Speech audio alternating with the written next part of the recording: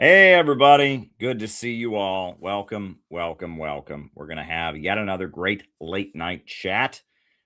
So, let's just jump right into it. Spoken of the American century. I say that the century on which we are entering can be and must be the century of the common man.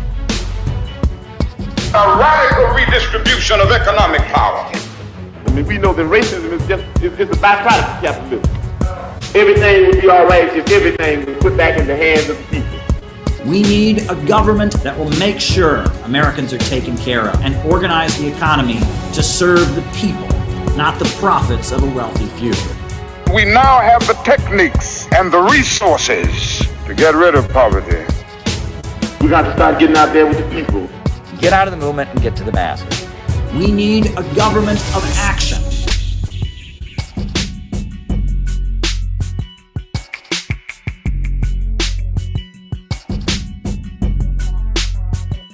Welcome, welcome, welcome, everybody. So, listen, we're going to open the phone lines tonight. So, it is going to be a call-in show. You're welcome to join the show. If you've got something on your mind, something to talk about. I am sitting here in my lovely Brooklyn apartment, and I am wishing that it would finally not be so freezing cold, right? It is just winter, and my wife and I did, have dinner for Valentine's Day, and then we came home. We had a great CPI meeting this afternoon, checking in with people around the country, and we're all reacting to the horrific realities of the Epstein case. That it's a lot. And I am just at the point where I feel like it would be a good thing to do tonight to just have a call-in show, to just open the phones and let people talk. So if you want to join the show, here's the link. There it is, right? That's the studio link. You have to be showing your face. That's my rule, right? You have to show your face. Obviously if there's any funny business, I'll remove you immediately, but we're going to join the show. Yeah, you can join the show. We'll do that. Phone lines are open. Studio link.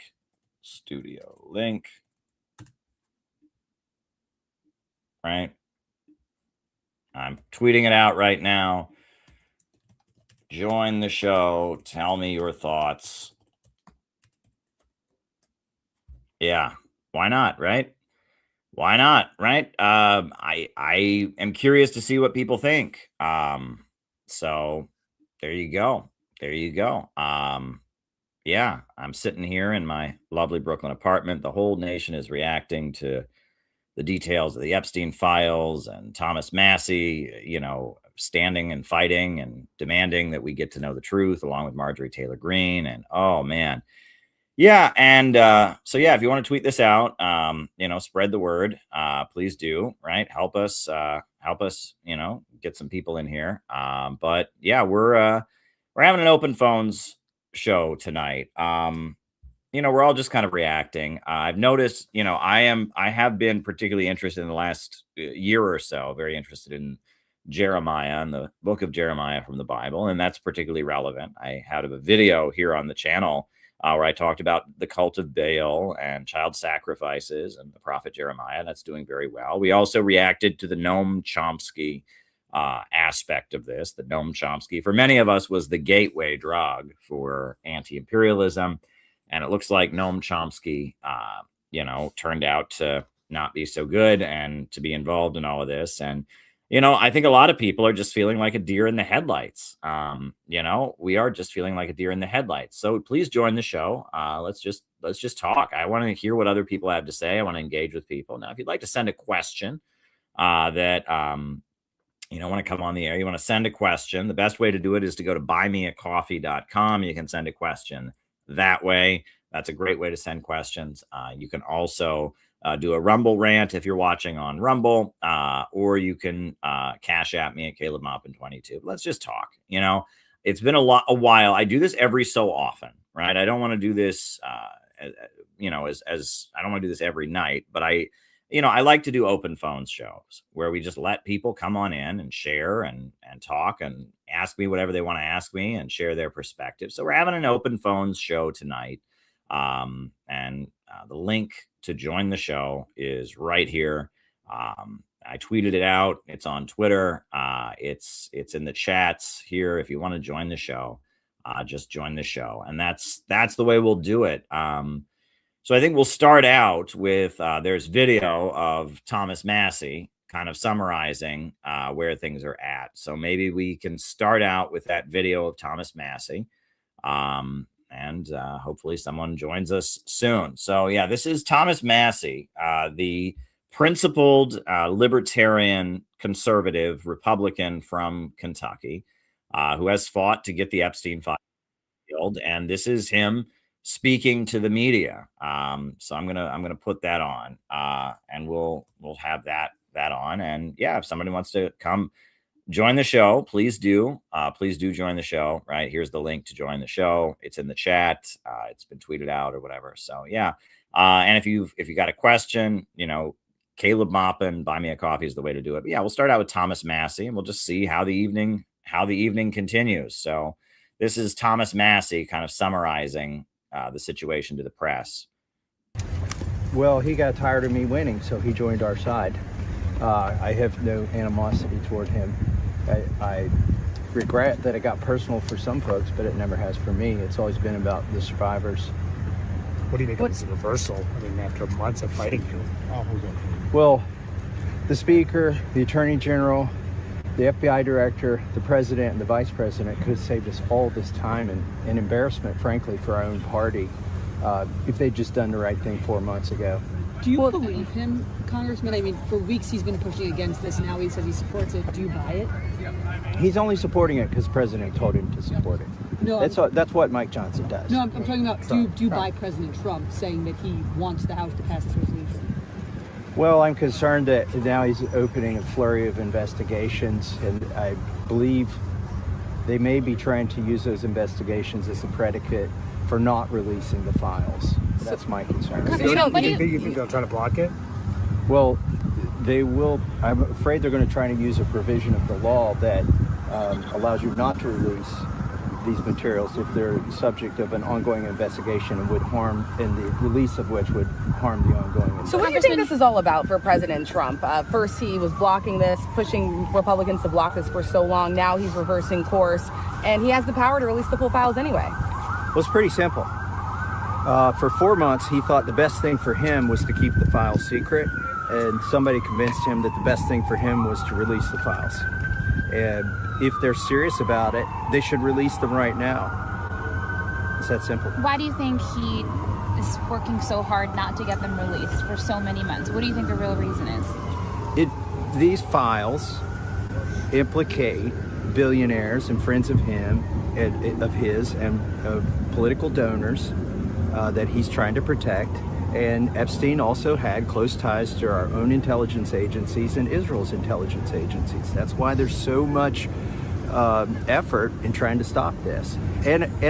All right. Well, I guess we'll continue, but we got Neurojack. What's happening, man? Neurojack. Can you hear me? All right. I guess you can't hear me, Neurojack. Tried to bring you on. Can you hear me?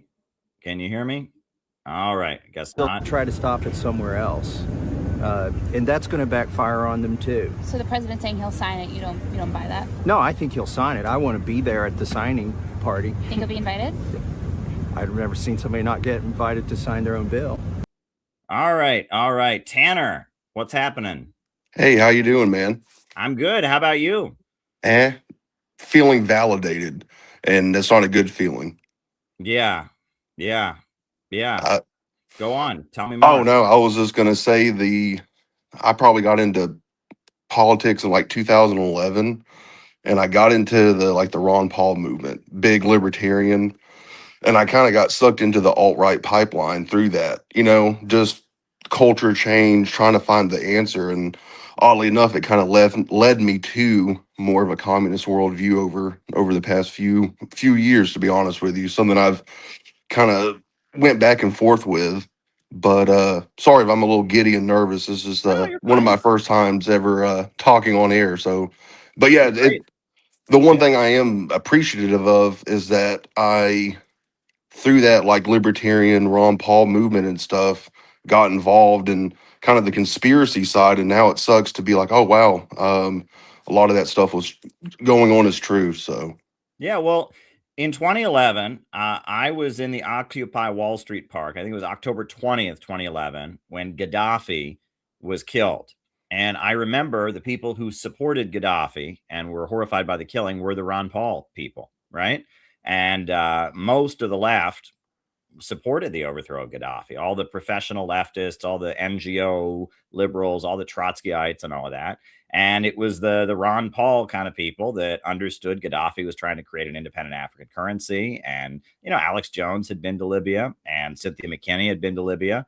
And that was kind of a moment for me where I remember doing a double take and thinking, what is wrong with the left? Because on paper, right, Gaddafi is this socialist leader of an African nation who supported Nelson Mandela, supported the Black Panthers, and is a big enemy of colonialism and Zionism and all of that. And but all the left thought, oh no, Obama says he's a dictator, whatever. And it was the Ron Paul people that were actually opposed to the regime change and to the way Gaddafi was brutally killed. And so,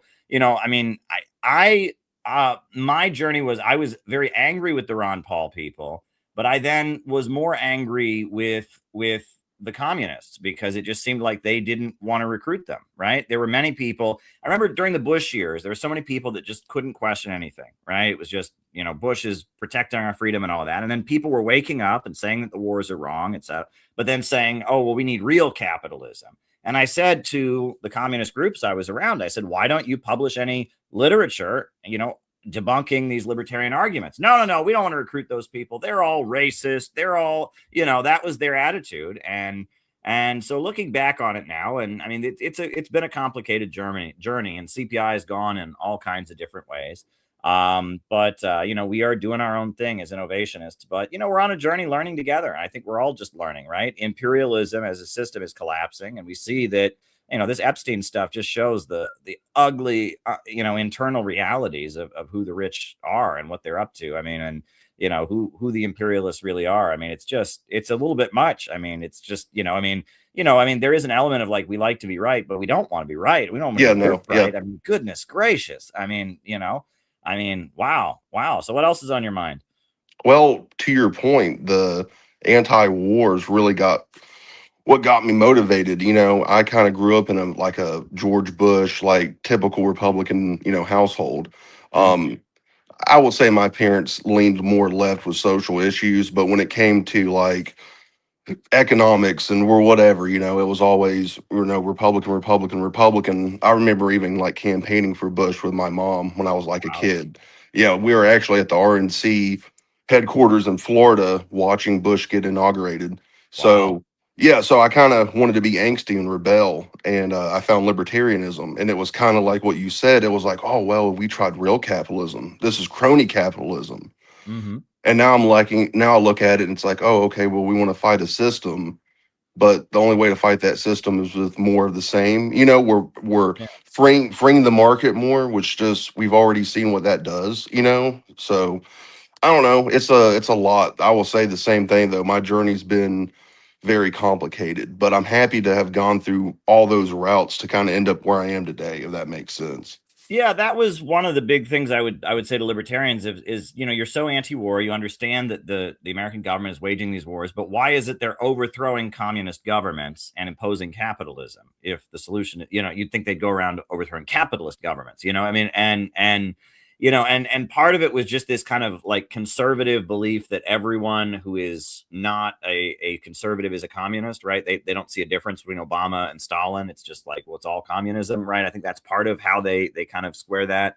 Yeah, I mean, part of it is that we all have to question our assumptions, which I've learned to question my assumptions. I was on the left, and a lot of what the left does, at this point, the left, a lot of what they do in America is not productive or helpful. And that there were a lot of assumptions we had that were wrong. And I think we're just on a journey, but yeah, opposing the wars is a big thing. That's what the overwhelming majority of the American people want. The overwhelming majority of people in America want to end these wars. They want the economy to get better and living standards to rise. And they want to protect our civil liberties and our freedoms. And that's the left. That's the right. That's everywhere you go in this country. And if we could have a real coalition about that, not fighting over trans stuff, not fighting over who's a racist and who's a bad person, not fighting over who should have a gun and who shouldn't have a gun, but fighting over that, I feel like the majoritarian sentiments would be there, but the power structure is kind of arranged for that not to be the case. And that's what I got into with the Years of Lead book, where I talked about, how it seems like in Italy, the way they were able to prevent Italy from leaving NATO was by fomenting with Operation Gladio the Years of Lead.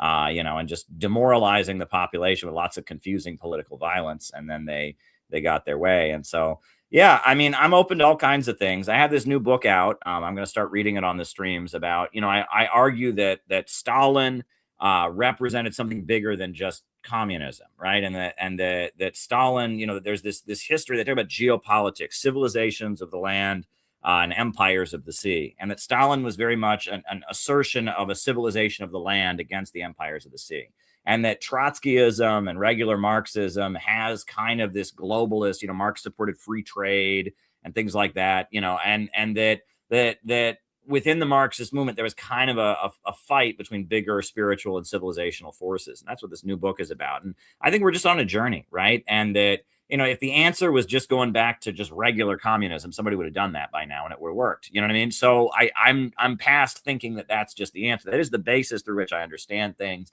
That's the basis on which I've traveled the world and understood things. But one thing I've always liked about libertarians is they believe in economic growth, right? And that seems to be the main thing. And that the left doesn't believe in economic growth now, right? Even though Stalin built power plants and mobilized to make the Soviet Union a superpower, right? Most people in America think that the problem with capitalism is that there's too much growth, right? If you listen to Michael Moore, if you listen to the other people, it's just capitalists just want more and more wealth. Like, no, that Marx's critique, if you go back to Marx, it was that capitalism is naturally unstable, and that the more efficient production becomes, the more economic turmoil. And so you need a rationally planned economy to unleash human productivity. But the left now has embraced this limited resources argument, right? That there's too many people, there's limited resources, and they accept the libertarian premise that capitalism creates unlimited growth. They just don't want that.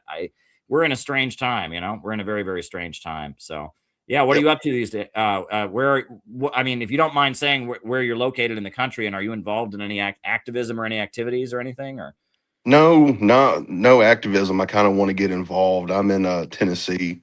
I'm a factory worker. I'm like an industrial mechanic. Okay.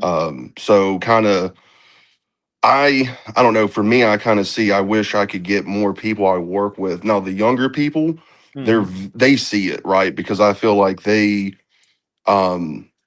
especially like with the Gen Z people I work with, they feel like they were born into a generation with no hope.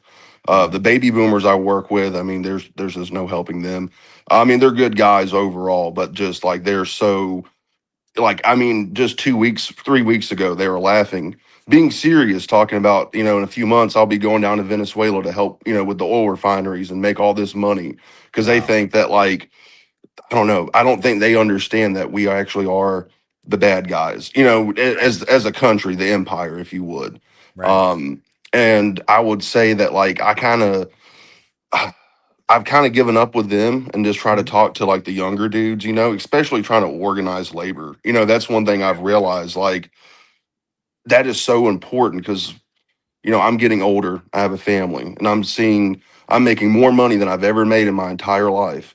Yet none of my living conditions are getting better. Everything's getting worse. Groceries are more expensive. And it's just like, wow, like this, I make more money than my dad, or, before he retired. And yet my standard of living is nowhere close to the standard of living he raised, me and two other, kids on, and his, my mom never had to work. And I don't know, it's just, I don't know, eye opening, and I hope more and more people, like, see that, and like you said, the culture war issues, and I think the Epstein files kind of crack light on that it was almost created to keep us from actually going after the real issues, so we would argue about, sports, and all this other stuff. So yeah. Well, hey Tanner, it's really great to hear from you. And it's good to know, who's watching. Have you been watching this channel a long time? I would probably say maybe about 4 or 5 months. A buddy of mine, when we were, kind of I don't know how to say it, getting introduced to communism, if you would, Okay. recommended you and your video about the Scots. Oh, I loved it. I'm mostly Scottish descended.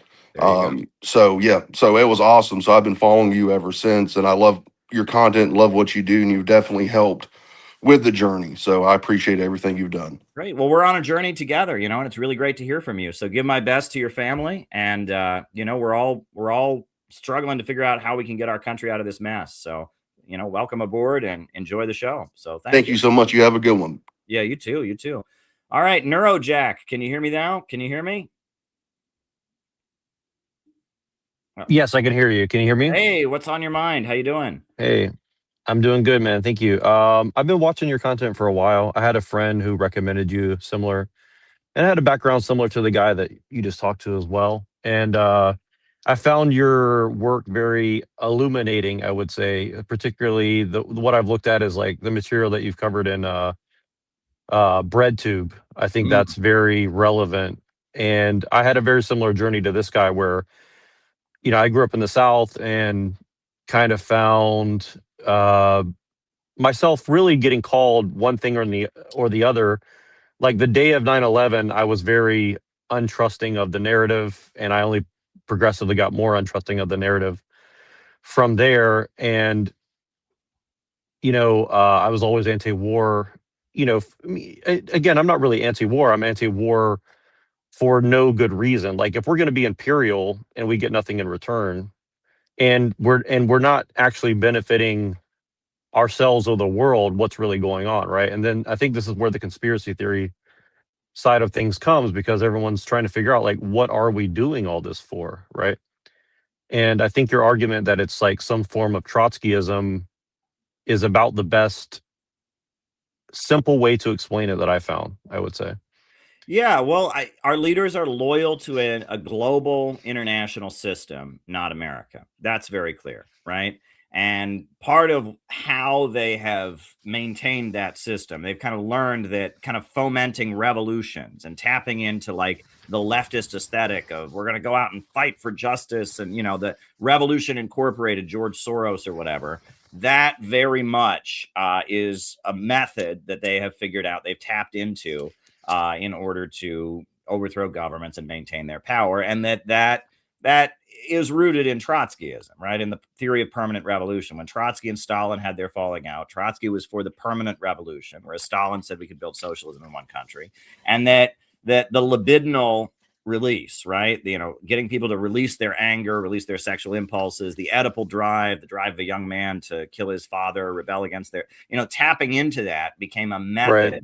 It was originally the left and the communists that tapped into that coming out of the French Revolution. But now the globalists have kind of figured out that that's a good method for ruling the world, whereas the communist governments tend to be pretty conservative if you look at it, because they're offering economic stability and they tend to emphasize loyalty to country, family, things that we associate with conservatives. So it's kind of a shift. And that was, it was during the Cold War, really, the USA learned, if you beat your enemy at their own game, right? The communists had kind of cornered the market of revolution and spreading revolution around the world. So the imperialists figured out, well, we can do that and then no one will join them. And it was very effective. And I've written a lot about that. That's been one of my major things. I go back to Brzezinski, his book about the technotronic era. Yep.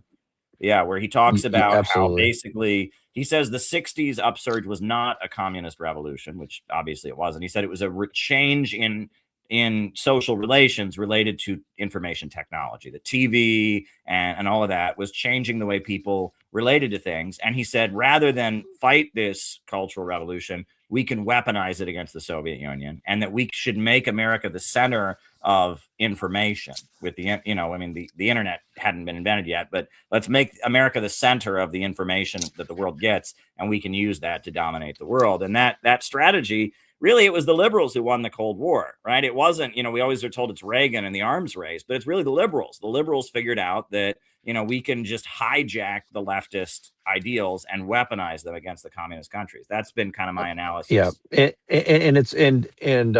you really, I have so much to say, and I'm just trying to condense it down as much as possible, because I really see what you're saying. It's like, and coming from Stefan Molyneux, anarcho-capitalism to this position now is a really crazy journey, right? And I still take some of that because I think you have to factor for price and morality, and I think that's a really important thing. But again, this is why they've tried to mix all the cultures, and I do think there might be something about. I think I'm Scottish and Welsh as well. Maybe there's something about us. We just look at the world a certain way, right? Right. And Maybe. and it's very interesting because you really look at it, and like I've started saying things because I'm not as well read as some of my friends, but absorbing a lot of this material and matching it with other things that I've studied.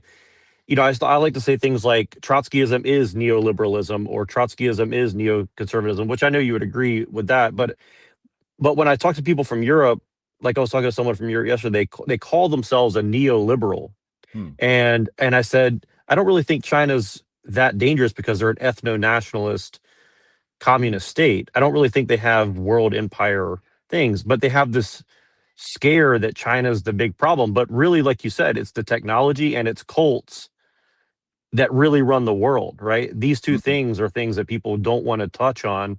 And now, even like you said, we've been proven correct. There's no apology. In fact, we're thrown under the bus like we're the problem. And I mean, at that point, it's like, what do you do? And so my question for you is this, like, how do we defend family, nation, uh, blood, but not in the way that most people are looking at it. I think my position is honestly I think that for example, if Americans and East Asians started mixing together, naturally we would become more socialist in a positive direction because they already have a framework of looking at themselves as your family becomes first and your duty comes first. And also, like, because we have Christianity, we add in another mix of morality that's a little bit above stagnant systems, I guess you'd say, right? So, and I'm just wondering, like, what do you think is what do you think is going to win? Do you think it's going to be purely technology and cults, or do you think it's going to be demographics long term, or some combination of it? I think that we're gonna have to recognize, America has never really been a nation state. In Scotland, everyone knows Scotland and Scottish culture. They're Scots, right? And there are people that aren't from there, and then they assimilate. But we've never been a nation state. And right now, I mean, there is. For a while, I think in the 1950s, you could argue that there was kind of an American culture, right? That they put on, television and they tried to cultivate. But obviously, Black people had a different way of seeing things. Obviously, Chicano people were different. But now, I don't even think you can even claim that there's an American culture in any basis. But what we're going to have to do more than anything is we're going to have some kind of mass movement. And there's really no substitute for it. We need people coming together and building organizations through which they provide for each other and assert their economic interest and, study ideology and come to understand the world. Right. And that is really what has to happen. And that right now there's a lot of people doing what we're doing right now, and they're on podcasts and streams trying to figure out what happens. But at the end of the day, we need some kind of organization that will be in neighborhoods that people will join because it's there. A lot of people, if you're like me, you maybe you go to a very specific church because you Googled and learned about a very niche thing. Most people don't do that. They go to the church in their neighborhood, right? There's 5 churches in their neighborhood. They go around it and they say, okay, I'll go to this one because it's in the neighborhood. And then they adopt the beliefs of that church because it's there, right? And they participate in that church's activities because they're there in the community. We need anti-globalist, anti-imperialist organizations like that people will just join because they're there, because they're in the neighborhood, because they're doing clothing drives, because they're doing, they run a food bank, and people will then learn the ideology, from going along and participating in it. And we need to build a block of people in this country who understand that the people at the top are not our friends, and that the only future America is going to have is joining the rising new economy and joining the world on a win-win basis, right? And that we have to build some kind of organization. And that's why I continue to build the Center for Political Innovation.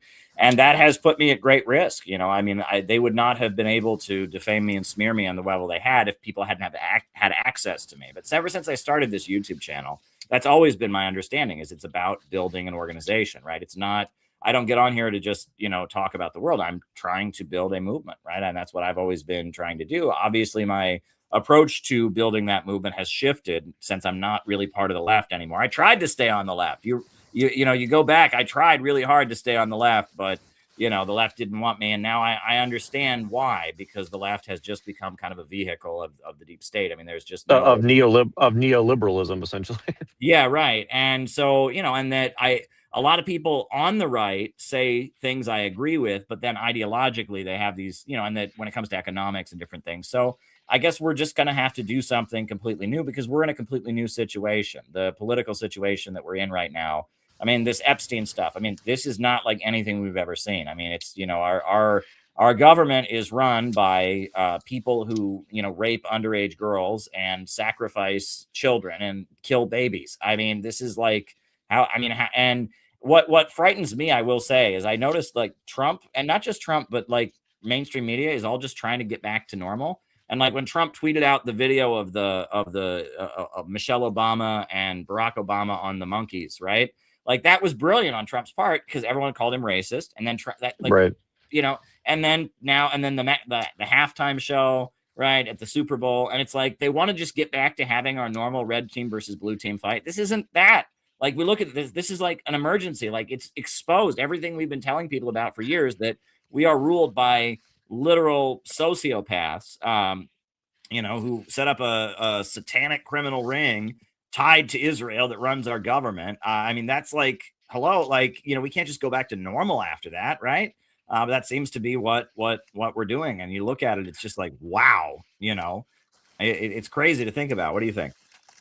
Yeah, no, I totally agree. And I mean, some things that I found, for instance, is that, some of these cults, and I don't want to name particular ones, I'm sure, like if you're looking at the people you wrote in your book about the Moonies and the people tied to that and what they're tied to. And I don't want to get into it. It's a dangerous topic, but there's very clearly organizations coming out of New York City, LA, other world cities. And, what I've really noticed is that the people that really hate us, I would say, what they do is they pay these young girls in particular, but also a lot of brown and black people and white guys as well. But they get them up on on Instagram, and they give them money, and they give them talking points, and they're out there saying, white supremacy, this and that, and it's just really just muddying the water and making it where really I feel like it's trying to make women hate young intellectual men who are trying to look at the problem and solve it.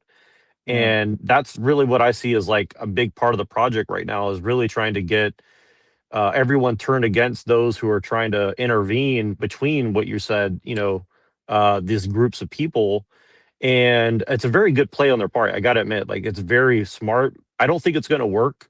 And so I guess that's kind of where I'm coming in, where you're saying where we have to organize, but we also have to, like, would you say that we should be trying to expose those things directly, or do you think that we should be doing more of like the cultural and artistic and local organizing that just gives us a grassroots power, or even like an asymmetric guerrilla organizations that basically, and what I mean by that is, like, for instance, like I'm in the left coast, right? There's tons of socialist organizations. They will never have me because they're not going to let me in. I mean, look at my face, look at the way I act. They're not going to let me in.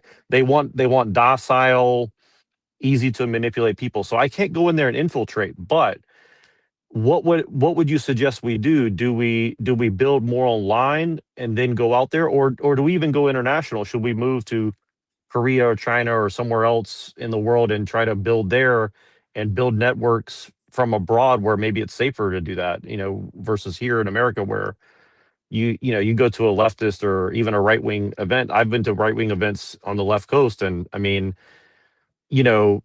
there's very strange powers that be, and a lot of it's coming out of Silicon Valley, and I have mixed feelings on Silicon Valley. So I don't know really where they stand. It's almost like they're trying to cybernetically do things to people, like Brzezinski was saying, right? Yeah. And maybe they're trying to do that in a good way or a bad way. I don't know. But ultimately, I can see this push towards AI and the lack of jobs and the lack of labor organization. It's leading to a very bad place where, people aren't having kids. And I think that's very quickly becoming a worldwide problem. And I think that's where the immigration debate comes in, because people don't have kids except for in the third world. You import the third world, they stop having kids. We try to escape, run to the third world, and we try to put the pieces back together, and it's really difficult, because all the brain drain has happened, and Yeah. so I don't know. That's a lot of thought, but that's kind of where a Yeah. lot of my focus has been. Well, part of what you're describing, how they put people on Instagram, that is what they're trying to use to take the place of real politics, right? Is just, your favorite influencer. And you'll notice that if there starts to be an idea like among the population, they find like an actor and they make them the social media brand for it.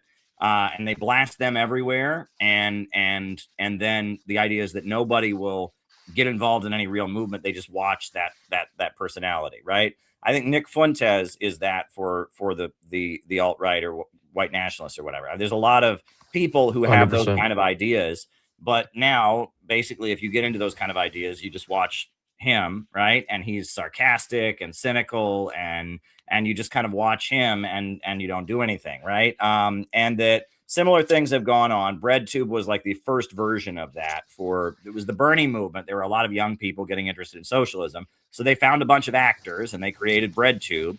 And BreadTube started basically saying, if you want to be a real socialist, you have to hate all Republicans. You can never talk about economics. That was their whole thing. And that this is the game that is played, and that what they're trying to prevent is building a real organization. And that's why, with the word cult, I have started to question that. Obviously, and any organization is going to have a level of cohesion, right? And any organization, there's the potential for abuse or mismanagement or whatever. But I mean, when you talk about like cult in the sense of like Jeffrey Epstein, right? These people carrying out demonic rituals and all of that. That's different than like coming in the 1970s. You have this definition of like an organization, right, that is illiberal, that is trying to carry out goals. Well, that's a cult, right? And that's part. I noticed Netflix is obsessed with cults, right? Netflix has so many documentaries because what they're really afraid of is people forming some kind of real organization through which they could, oppose all of this, right? And that they want people to just kind of stay on their computers, atomized, isolated, and that's the goal, right? And that's kind of what I was getting at, on the stream I did last night, where it's like, at the end of the day, I used to tell people, get out of your bubble. I don't. I say, make your own bubble. Decide what your bubble will be, and don't let the algorithm pick your bubble for you, right? And I've noticed that like, I was on a kick where I was listening to a lot of pastors, and so then I noticed I got a YouTube channel by this young, beautiful woman who is a Christian, but she's debunking pastors, right? And she's debunking all, and I thought, this is interesting, right? And this is like YouTube. It's in case I were to join one of these churches I'm listening to, this is to like inoculate me against this, right?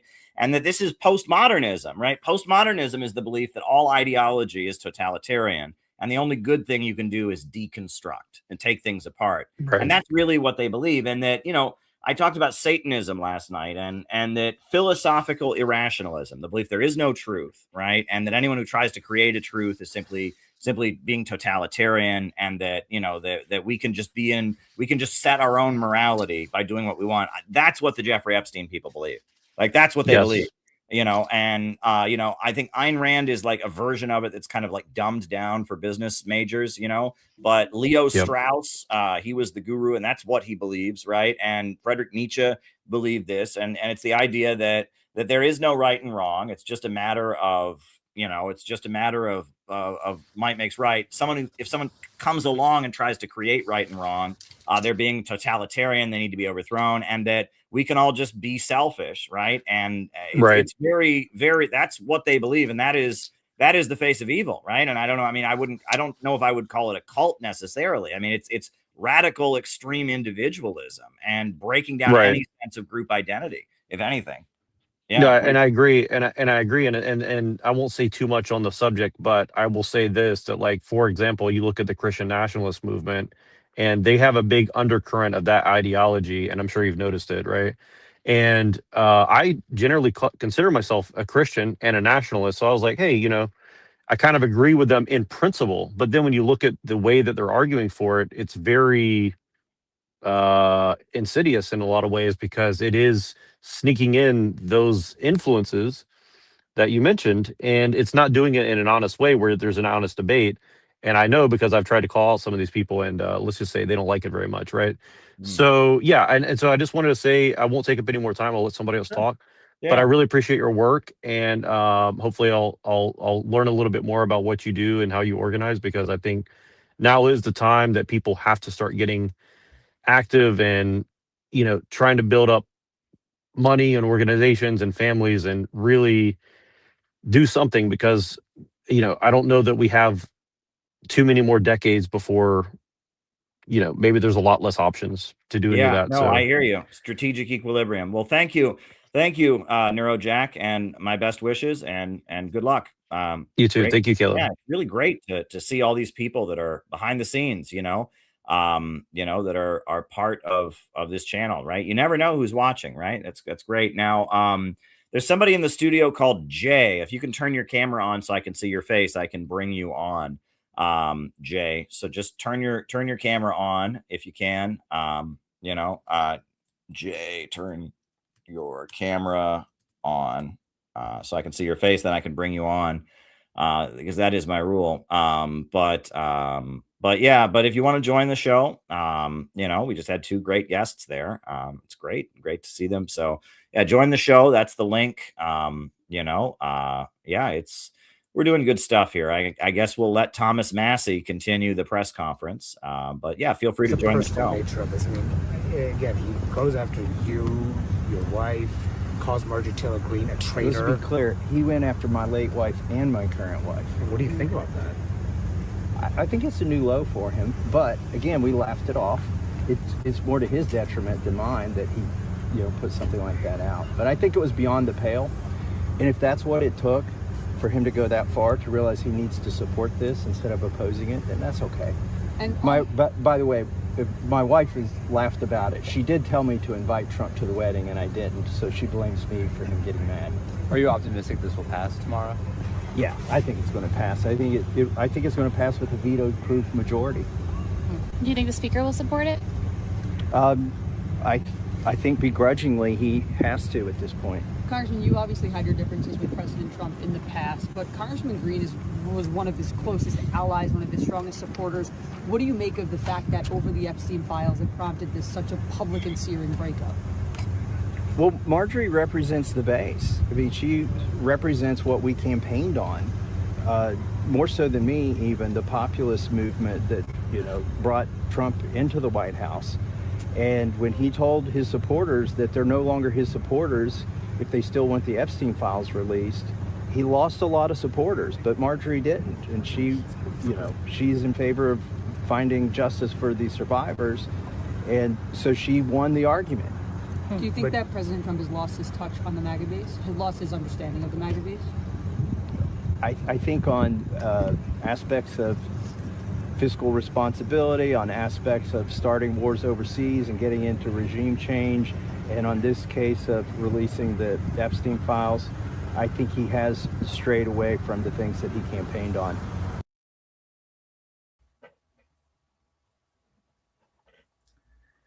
John, how's it going? Oh, okay. I was scared for a minute. I couldn't hear you, but now it came on. Last time I was on, I had that problem. You're John in Florida, right? Impala? Yeah, John in Florida, Impala. I used to be John in New York, and I'll be John in New York again soon because I go back and forth, about half the year in Florida, half the year in New York. Okay, well, great. Yeah, I got to tell you, I cannot wait for this winter to be over. If I had the ability to spend a few months in Florida, I'd be doing exactly what you're doing. Is it nice? Well, we actually had a freeze here that it hasn't happened since like the early 1980s, where it went down into the 20s for hours and hours and hours. And so a lot of things died down here, like all the landscaping, a lot of frogs and lizards. And so that was pretty orange groves. Like there are people who invested 25 years in an orange grove and everything's dead and they're too old for it to come back, if you replant it again. So that it was kind of, even though comparatively it's like 1 or 2 bad nights in New York, 1 or 2 mild nights even, just to go into the low 20s. But for here, a hard freeze, it was pretty, it was a pretty big deal for a lot of people. Yeah, so I guess, before I ask you what's on your mind, I've been seeing that there's this racist guy in Florida who's running for office. Fishbook, right? What's his name? Fishbook? I don't really know. I haven't even started following local Florida Okay. politics. Okay, yeah, he's getting a lot of play, and he's just like he's somebody who worked for DeSantis, but he's like a Nick Fuentes guy, and he like he did video like waving his gun outside his house. If anyone comes to my house, I'll shoot him, and I don't know. I mean, I don't know, and he's really pandering hard to kind of the Nick Fuentes kind of crowd. I guess he's running for office, and it looks like a gimmick. It looks like kind of a manufactured social media kind of thing, but I saw that, and I've had a few people like send me questions like, "What do you think of Fishbook?" And I'm like, I didn't even know about him, but now I'm starting to get his videos, and again, it just looks like fake politics, kind of like what I was talking about with that last guy, where they just kind of create somebody to to channel things, and he's going out of his way to offend, doing things that are just intentionally going to get him called racist, and I'm just not impressed, but. We'll see. I mean, Yeah, well, anyone who shoots a video of themselves outside their house waving a gun around saying, "I'll kill anybody who," if you actually had to defend yourself, that would look terrible. They would play that at your trial, and it would make you when the jury would see that, and you'd look like someone who really needs to go to prison. And just someone That's a who's good point. actually part of the gun culture would know better than to do stuff like that. That's a good point. That's a good point. But what's on your mind tonight, John? What issues have you been following? What are your thoughts on the news? Well, I just figured I'd say I'm also, I said it before, I also came out of the Ron Paul movement. I started as a Republican in New York in the 90s when I was a teenager, and there's almost no Republicans in New York, or there were none. And then when 9/11 happened, a whole bunch of people jumped on the bandwagon. Same thing happened when the Yankees won the World Series.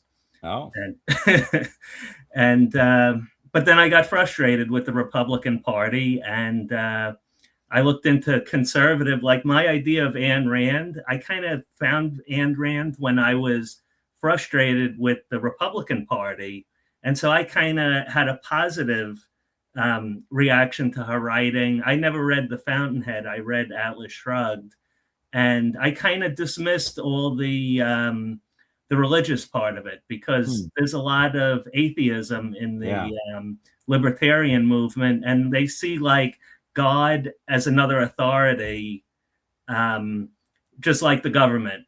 Like the government is a made-up authority and God's a made-up authority, and I don't believe that at all. I do believe in God, but sometimes you don't get the whole puzzle from one group of people. You have to take a piece from here and there, and what I realized is there are people kind of like the character, even though the book it's not a blueprint for how to run a society, and the characters are kind of like way overdone, but there are people who are similar to that, where they like just want to do their own thing in society.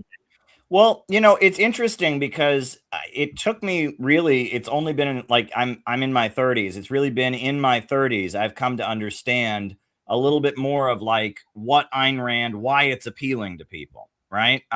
Is because right in life, like in just everyday life, you will meet people who are underachievers, who just resent everyone who accomplishes anything, right?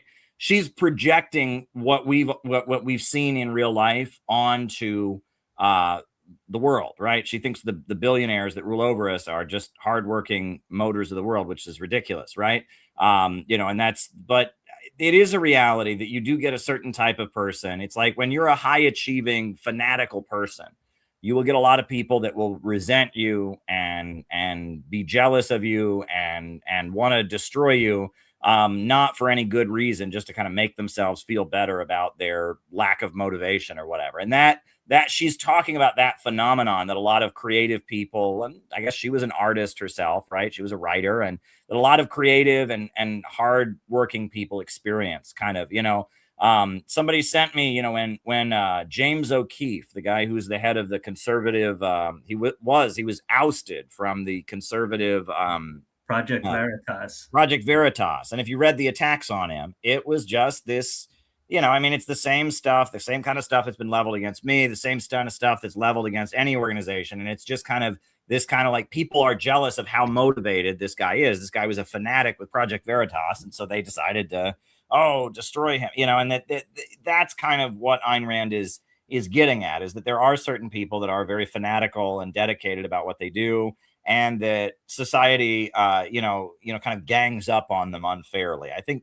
is that what you would say is like kind of the theme that, you know, the phenomenon she's touching on in like the Fountainhead and such, or? Yeah, I think she's trying to like identify like I don't know if archetype is the right word, like a type of idealized character that is the rugged individual. Mm-hmm. And I kind of tend more towards individualism partly because I'm not married and I don't have kids. So if I had to go live under a bridge for a while, it might actually do me some good, you know. Oh, well, spiritually or something. But if you have a family, you can't go live under the bridge. You have responsibilities for other people. And so I've met a lot of people, I'd say it's the majority of people, don't want to live in a world where everything is like dependent on your ability to succeed right now. And nothing is certain. Like tomorrow you might not get any business. You might get sued by somebody. You might take a job and the job loses money. Like you never know what you're getting paid. So you might succeed big or fail big, and you're under constant stress. And people like that who have families, a lot of times they don't take very good care of their family. Like dad is always off running his business. And so you do have a lot of people who are really good people, but we don't turn them into heroes as much as we do people like Henry Ford or, you know, the big success. But they're people who really want stability. They really want to have a paycheck every week. They really want to have time for their kids. They want to raise a family. They want to go to church. They want to have medical coverage so that they know if something happens to them. They want to have a pension so that they know or Social Security or both, and Medicare. So, you know, in your old age, like you're not going to be 90 years old and the stock market crashes and you're just, okay, well, go be an individual. So I think there's two types of people in society, and we need to account for both of them. And I think that's where kind of some of the, like you said, in the Soviet Union, there were people who felt like they were creative and, or they wanted to be that individual. They didn't feel like they could. And something somebody told me who grew up in the Soviet Union in Romania, he said that everything was about education. Like wherever you got at the end of school, you were kind of locked there into that position for the rest of your life. Wow. And I mean, I know a lot of people who didn't hit their stride until they were in their 30s, even older. Some people, it's not until they're in their 60s and they retire, and all of a sudden they open a business and start succeeding at something. So, yeah, well, in the 90s, there was a movie that came out that was made by the Cuban government. It was like a Cuban government film, and it was called Strawberry and Chocolate. And everybody made a big deal out of it because the main character in the film was gay. I actually went to see it with my wife. We went and saw it. They screened it in New York City a few years ago. They had a Cuban film festival. And I watched it. It's not really about homosexuality. Homosexuality is like a subplot. It's about the fact that the main character, it's like this older man in Cuba who's like an intellectual, and he's gay, right? He befriends like a young man, like in his 20s, who's a member of the Young Communist League. And they become friends, right? And they're both committed to the ideals of the Cuban Revolution. But the older gay guy is too much of a nonconformist, right? He's an intellectual, he's a writer, and all of this, and he ends up defecting from Cuba, right? And that's what the film is about. And that the film came out in the 90s, and it seemed to be very much like, almost like Cuba kind of saying that the old, Soviet model doesn't have room for this kind of person. It wasn't so much about homosexuality. I mean, the fact that the guy was gay, I mean, you never see him with another man. There's no gay sex or anything. That wasn't really what it was about. It was about that this guy was kind of, the kind of the non-conforming, very smart artist type person. Yeah, being gay was just part of his nonconformity. Right. And that Cuba hadn't been too good to people like that. That's kind of what I took from the film. Right. And that it was like a tragedy that he got to the point at the end of the film, he defects, and it's like his close young man, friend who's they're not gay, is like his close friend is like just really sad that his mentor has left or whatever. But it's like, that's what I took from it. Right. And that when I think about Deng Xiaoping theory, right, Deng Xiaoping really emphasized that China had, during the Cultural Revolution, left the skilled professionals behind, the engineers and the scientists and people like that. And that those were the people that ultimately brought down, the Eastern Bloc. Those were the people that felt stifled, that went out and protested and eventually brought down the government. And that 20th century socialism doesn't really have room for creativity in the same way, right? That everything's kind of run by the state and bureaucratized, and that we need a socialism. And that's why I think about things like Nicaragua's micro entrepreneurship program. That's really been what has made Nicaragua economically strong, is that they have so many people in Nicaragua apply and get funding to start their own business, making their own product, right? Or opening their own farm or something like that. And it's still directed by the state because the state is loaning the money strategically based on their plan, but it enables people to kind of have their own initiative, right? You kind of overcome the chaos of the market, but you still allow, creativity. I mean, even when I was in Venezuela, they took me to the Center for African Knowledge, which is it's a museum in Venezuela dedicated to African, Afro-Venezuelan heritage, but it was on the top floor of a building. And getting up to it, it wasn't an elevator or a staircase. It was like a ramp that was like circular. And it was just all these stores owned by Afro-Venezuelans that made traditional, bags and hats, clothing, shoes, anything you could think. And all of these Afro-Venezuelans had gotten a subsidy from the Venezuelan government to open their own business that would be, on the one hand, promoting Afro-Venezuelan culture, on the other hand, contributing to the economy or whatever. And then at the top, you had this very nice museum about Afro-Venezuelan history. And I feel like, the Soviet model is not coming back. And that was one of the naiveties of my, when I was just a regular communist, I had it in my head that if we could just do what Stalin did, right? Just go back to the way Stalin did it. Well, no, the socialist countries got away from that for a reason. I was in a Mexican restaurant with a communist leader that I greatly respect. And I was sitting there and I said to her,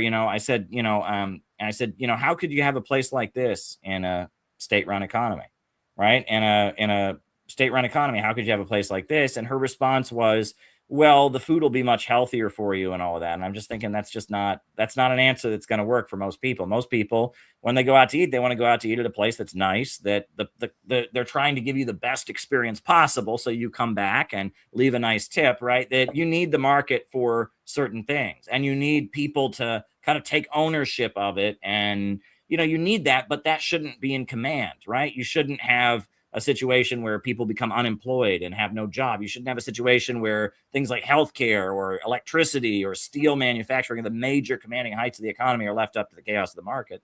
But within that, I feel like the market for things that make life fun, for like consumer goods, for clothing, for computer games, for the things that make life fun, you need to have the market. That's kind of where the conclusion that I've come to. And that's where most communist governments are nowadays. If you go to Vietnam, if you go to China, if you go to even North Korea wants to be more like this. That's the model of 21st century socialism, is that in order to have consumer goods and to have a prosperous society, you need to have a market sector.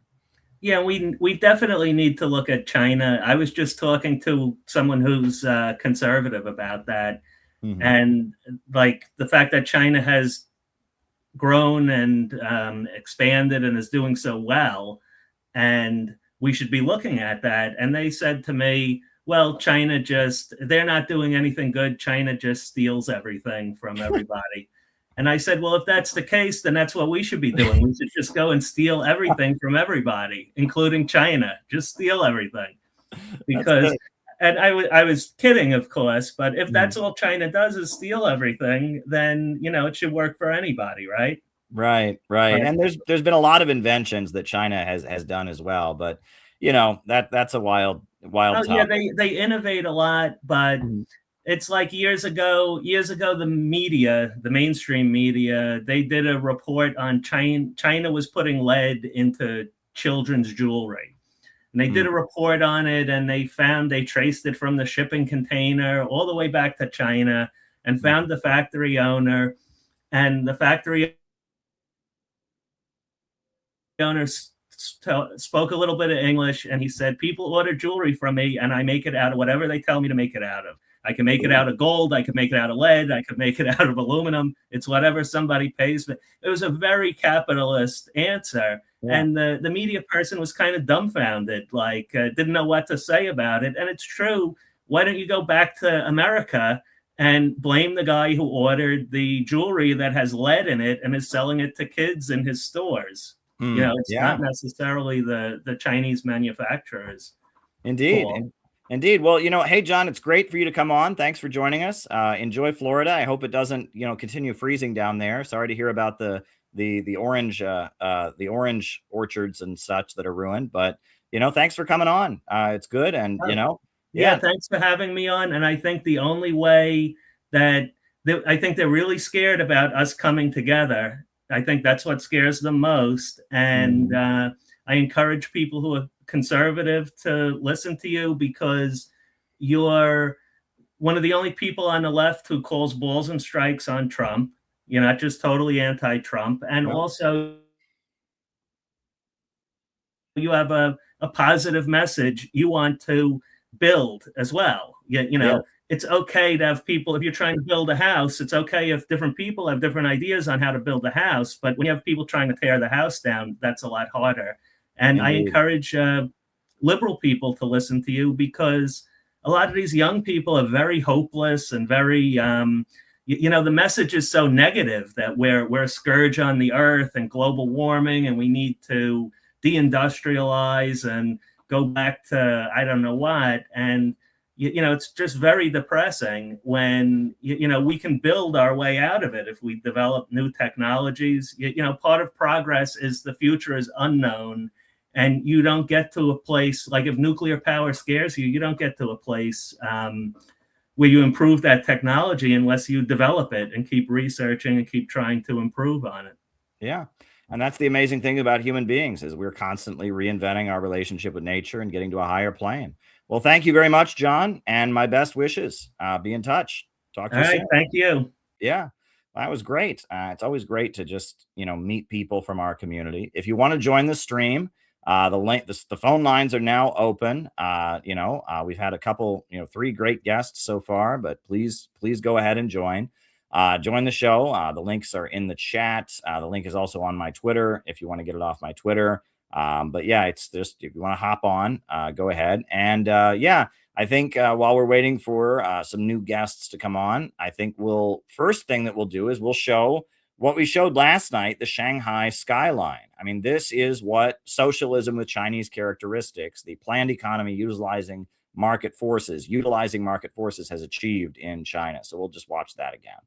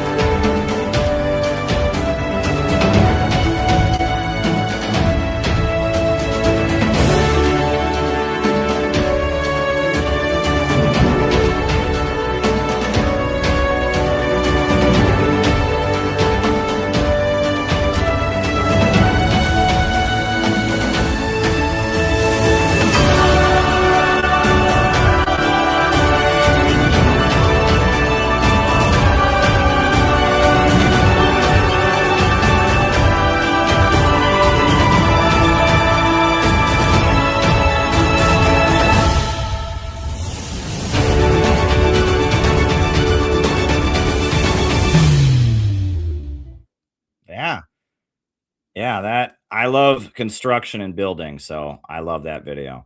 All right, Phil, how's it going? Hey, Caleb, how are you? I am great. I am great. What's new? Nothing much, nothing much. Just, getting ready for travel. Yeah, yeah. Very good. Yeah. Very good. Uh, uh, Well, yeah, you're how are headed you out of the doing? country. Well, Yeah. I am in shock over the Epstein files. I'm also not thrilled with the weather.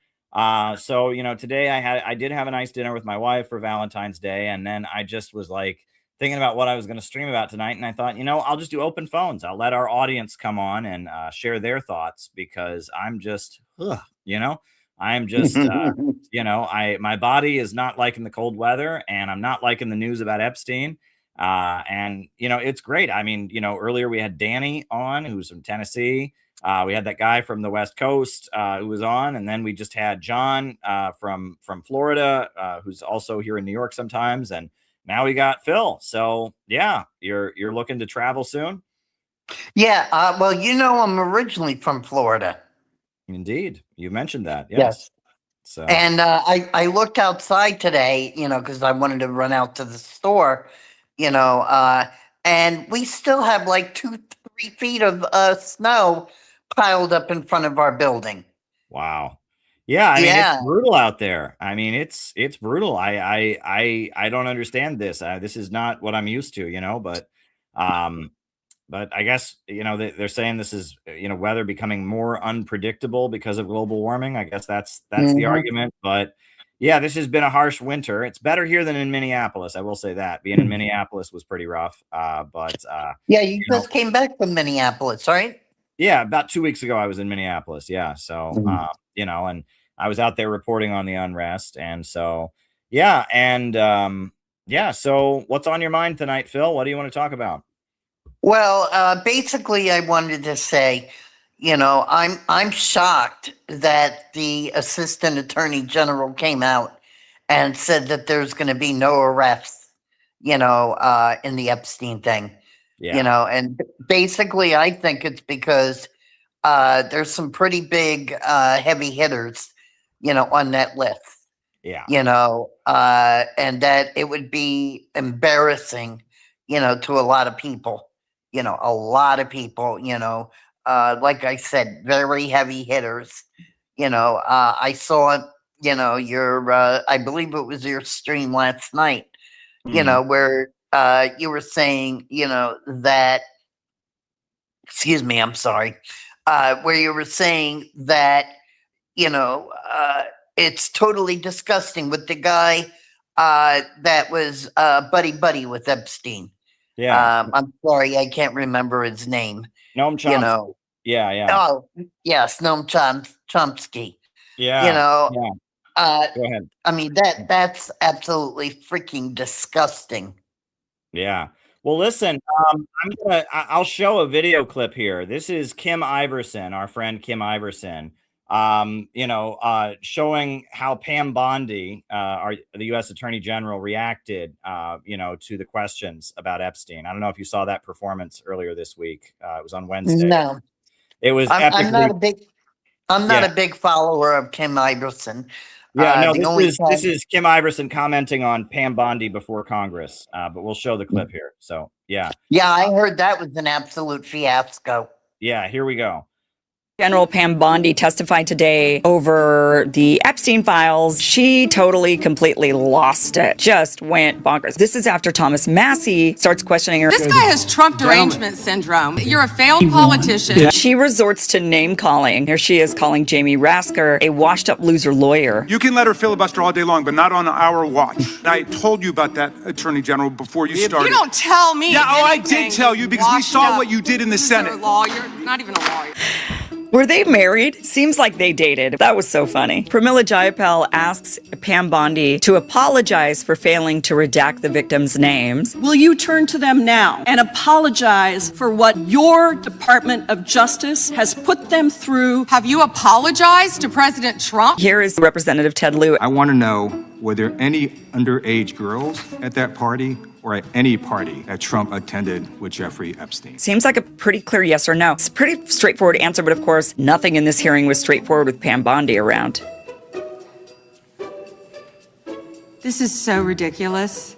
and that they are trying to deflect from all the great things Donald Trump has done. Pam Bondi and all of her responses are so completely unprofessional and unhinged. If she really believes that she has handled these files the right way, then I don't think she'd be this defensive or this emotional. But the fact that she's just slinging, you're a loser, you're a failed politician, just yelling, it's just really unhinged. She's not holding criminals accountable. And in fact, she doesn't even want to talk about crime. In the hearing, she wants to talk about the stock market. The Dow right now is over.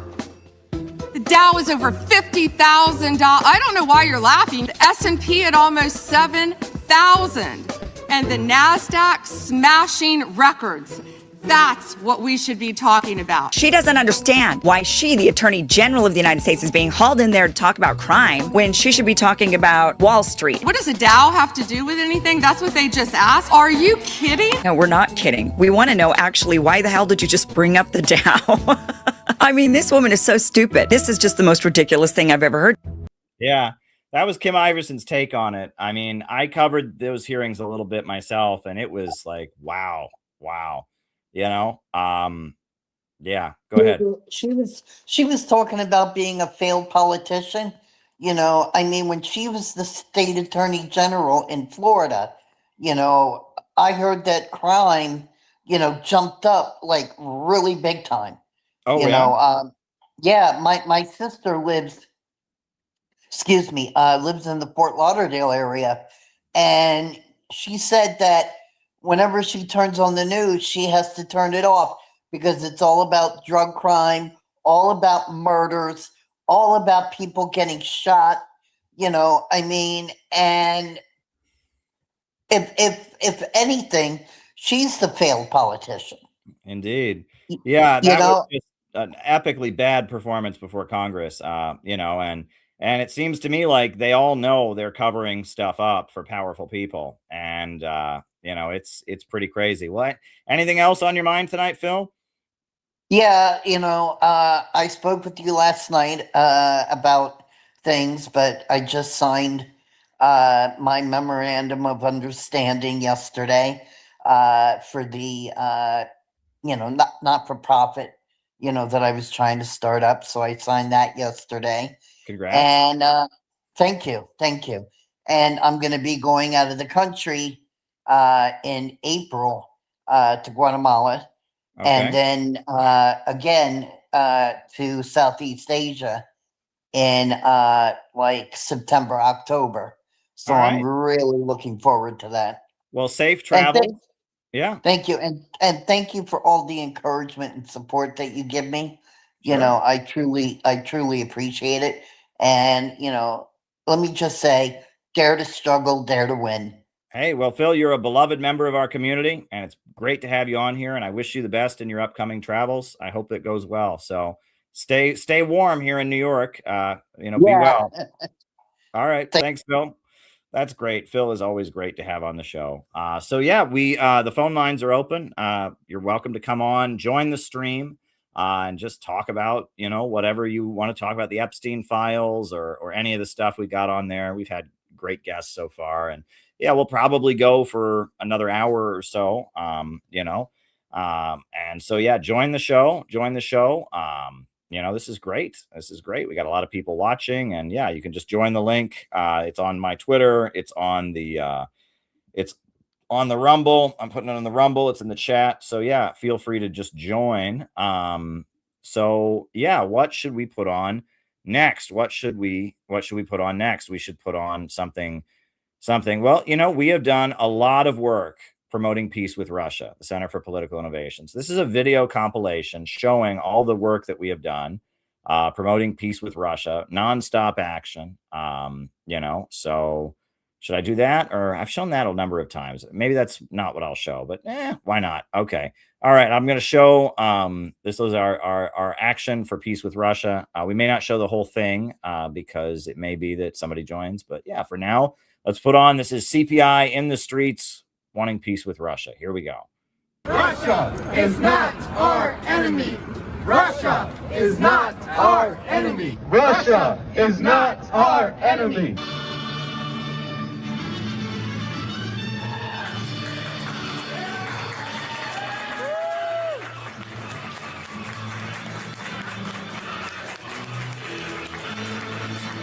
the energy revenue to rebuild the industries of Russia, and he made Russia once again a strong economy.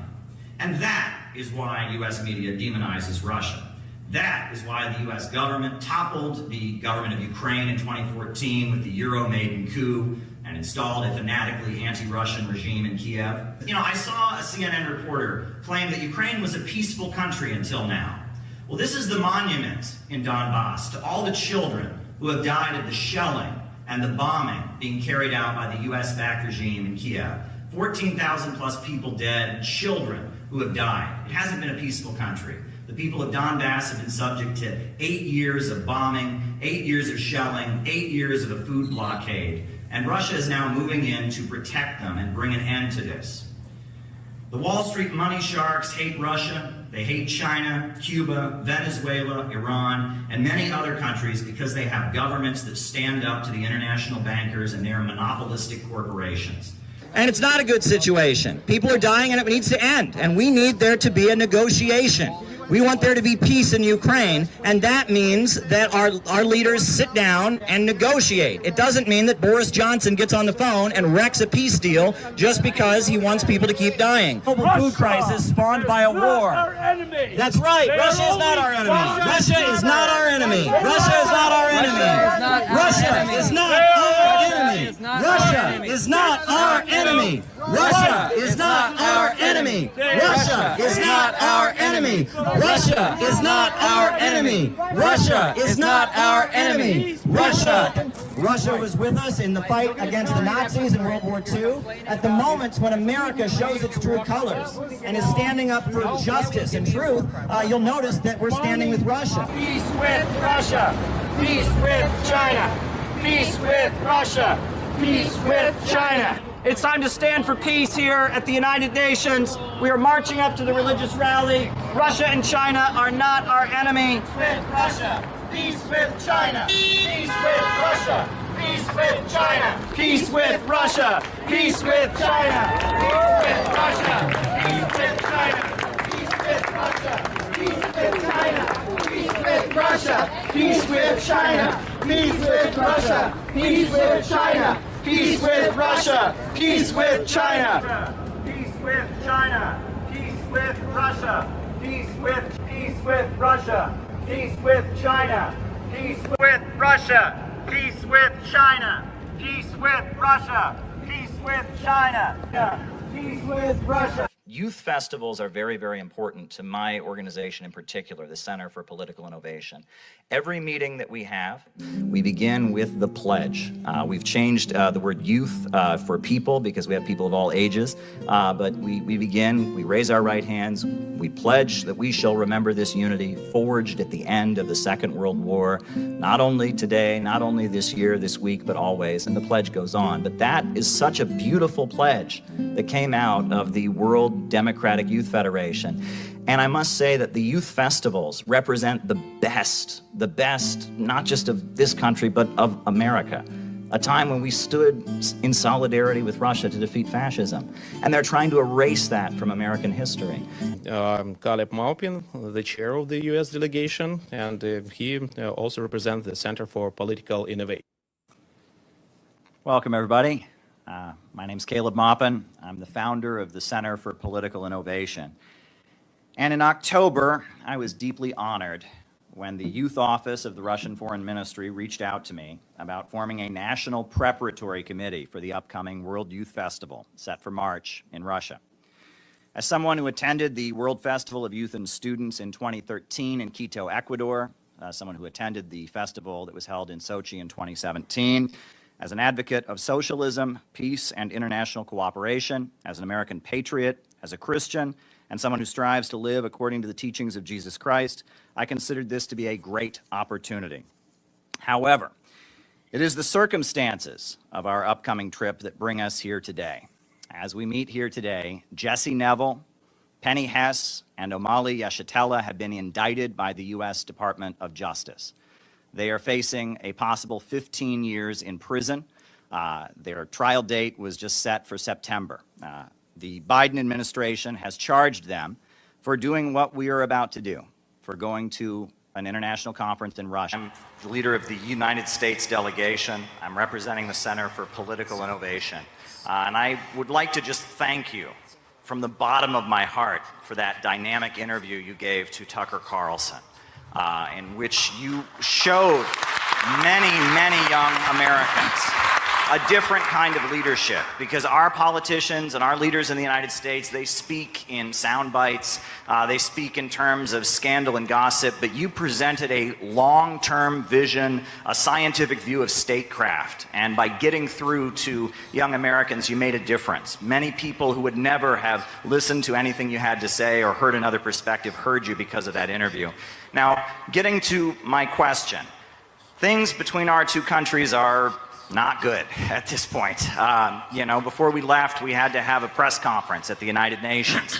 We are concerned about being prosecuted. There are 3 Americans that have already been charged and are facing prosecution, possibly 15 years in prison, simply because they attended a conference like this in Russia, the Uhuru movement, they're called. And we are concerned because I know that I speak for the majority of the American people when I say that we do not want our tax money dumped into this conflict in Ukraine any longer.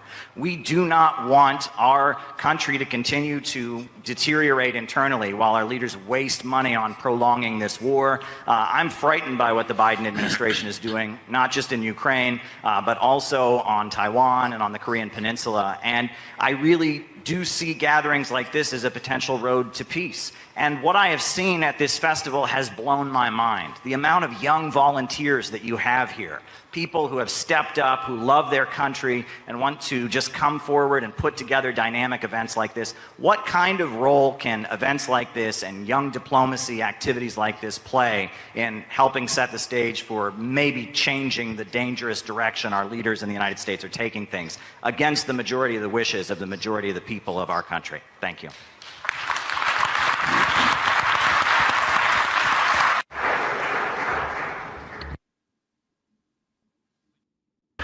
The United States of America is a huge and unique country. In its own way, over 300 years, in just 300 years, which is a small period of time compared to our history, but thanks to the talents of the Americans, it became a superpower, which is an obvious fact. We know outstanding American politicians, we know outstanding American business people, cultural activists, which is an obvious fact. We used to be allies during 2 world wars as we fought Nazism and fascism. What happened recently?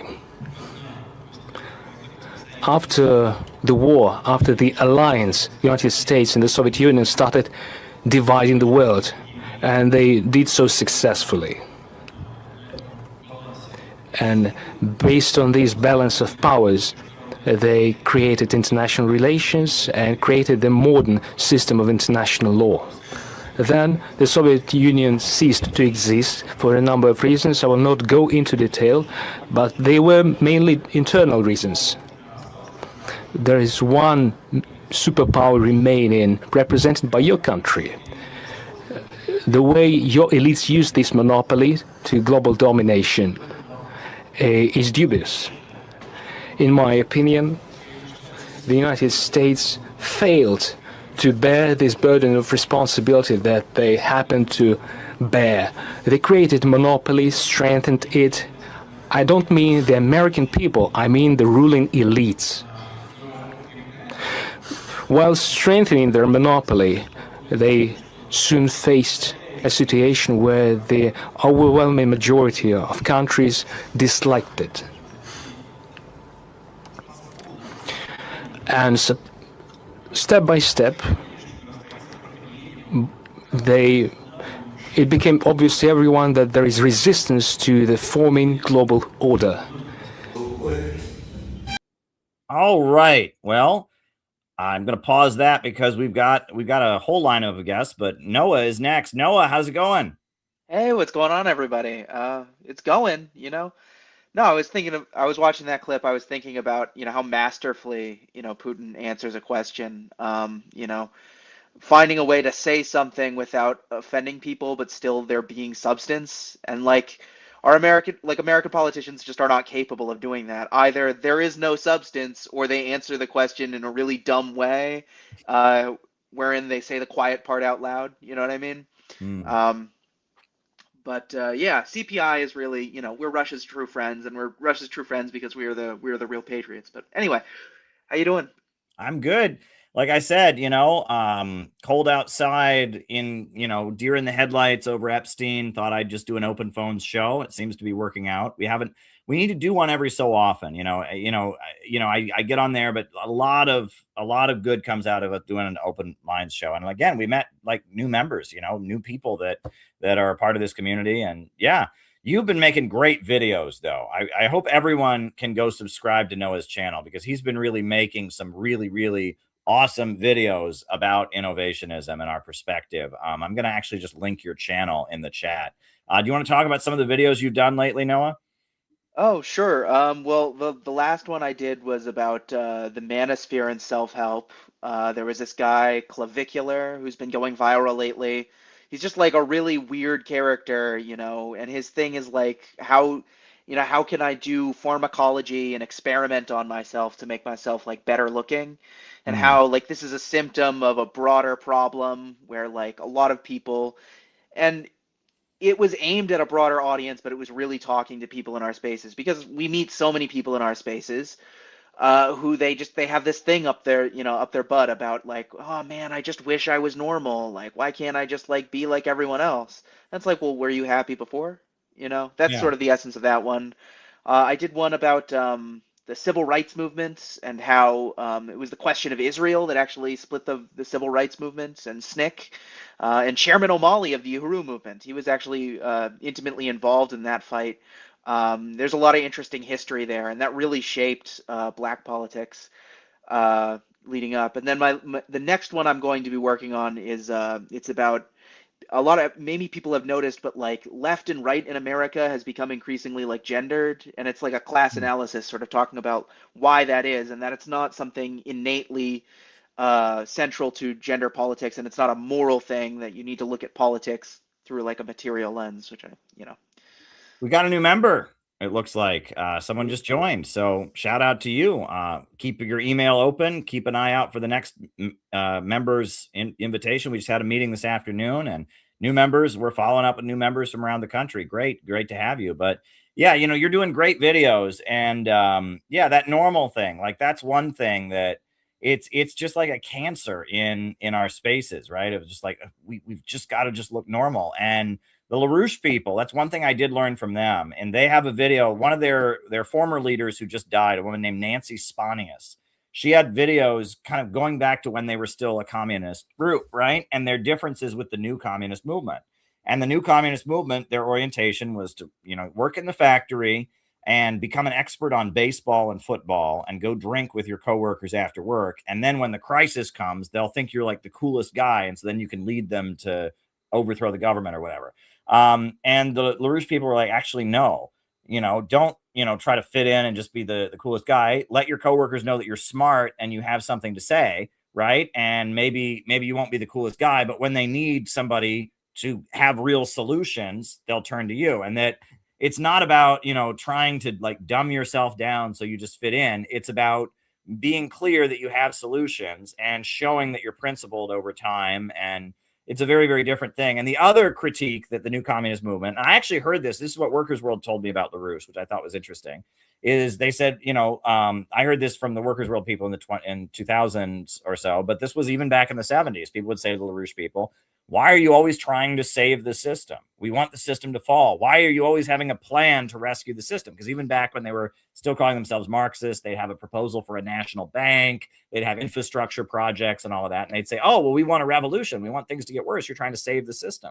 And the LaRouche response was, well, actually, why would the people rally behind us if we're trying to make their life worse? Like, that's what, revolutionaries do, is we improve things. And I thought those were both, good responses. And that was kind of the LaRouche movement's response to this same kind of thinking, right? If we can just be normal, we can just be normal. And I hear that a lot of the influencers that are kind of adjacent to our community, which, I mean, we have nothing to do with, have this like unhealthy obsession with, oh, we're just going to make all our people normal. It's like, no, you won't. Like, you know, well, I mean, that's kind of the influencer, and that's what you got into in the video. So, well, that's what the influencer marketing. They're not building a real movement. They're building an influencer brand, and their influencer brand is like based on the illusion that like by watching them, you can learn to be normal, whatever that means, you know? Right, and that like influencers, that there's this whole thing where like they have a niche, right? They have a niche that they're marketing to, but they have to act like that niche is everybody and that they're normal. And that like part of being an influencer is that you're selling your audience something, and that most of these influencers are selling their audience like a fantasy, right? And you know, they're the streamers, they have this fantasy that there's this like globe-trotting normie who just so happens to have, right, these anti-imperialist politics, and that you're just like, and I think I heard one of them even say one time like, and like I just don't know how you can say this and have this much like hatred for your own audience, the people who are like funding your whole lifestyle. But he was like, yeah, my audience at this point, you know, they're the kind of people that have ugly girlfriends, and I'd really like my audience to have good-looking girlfriends. I was like, what a weird thing to say about like the people who are funding your whole life, you know?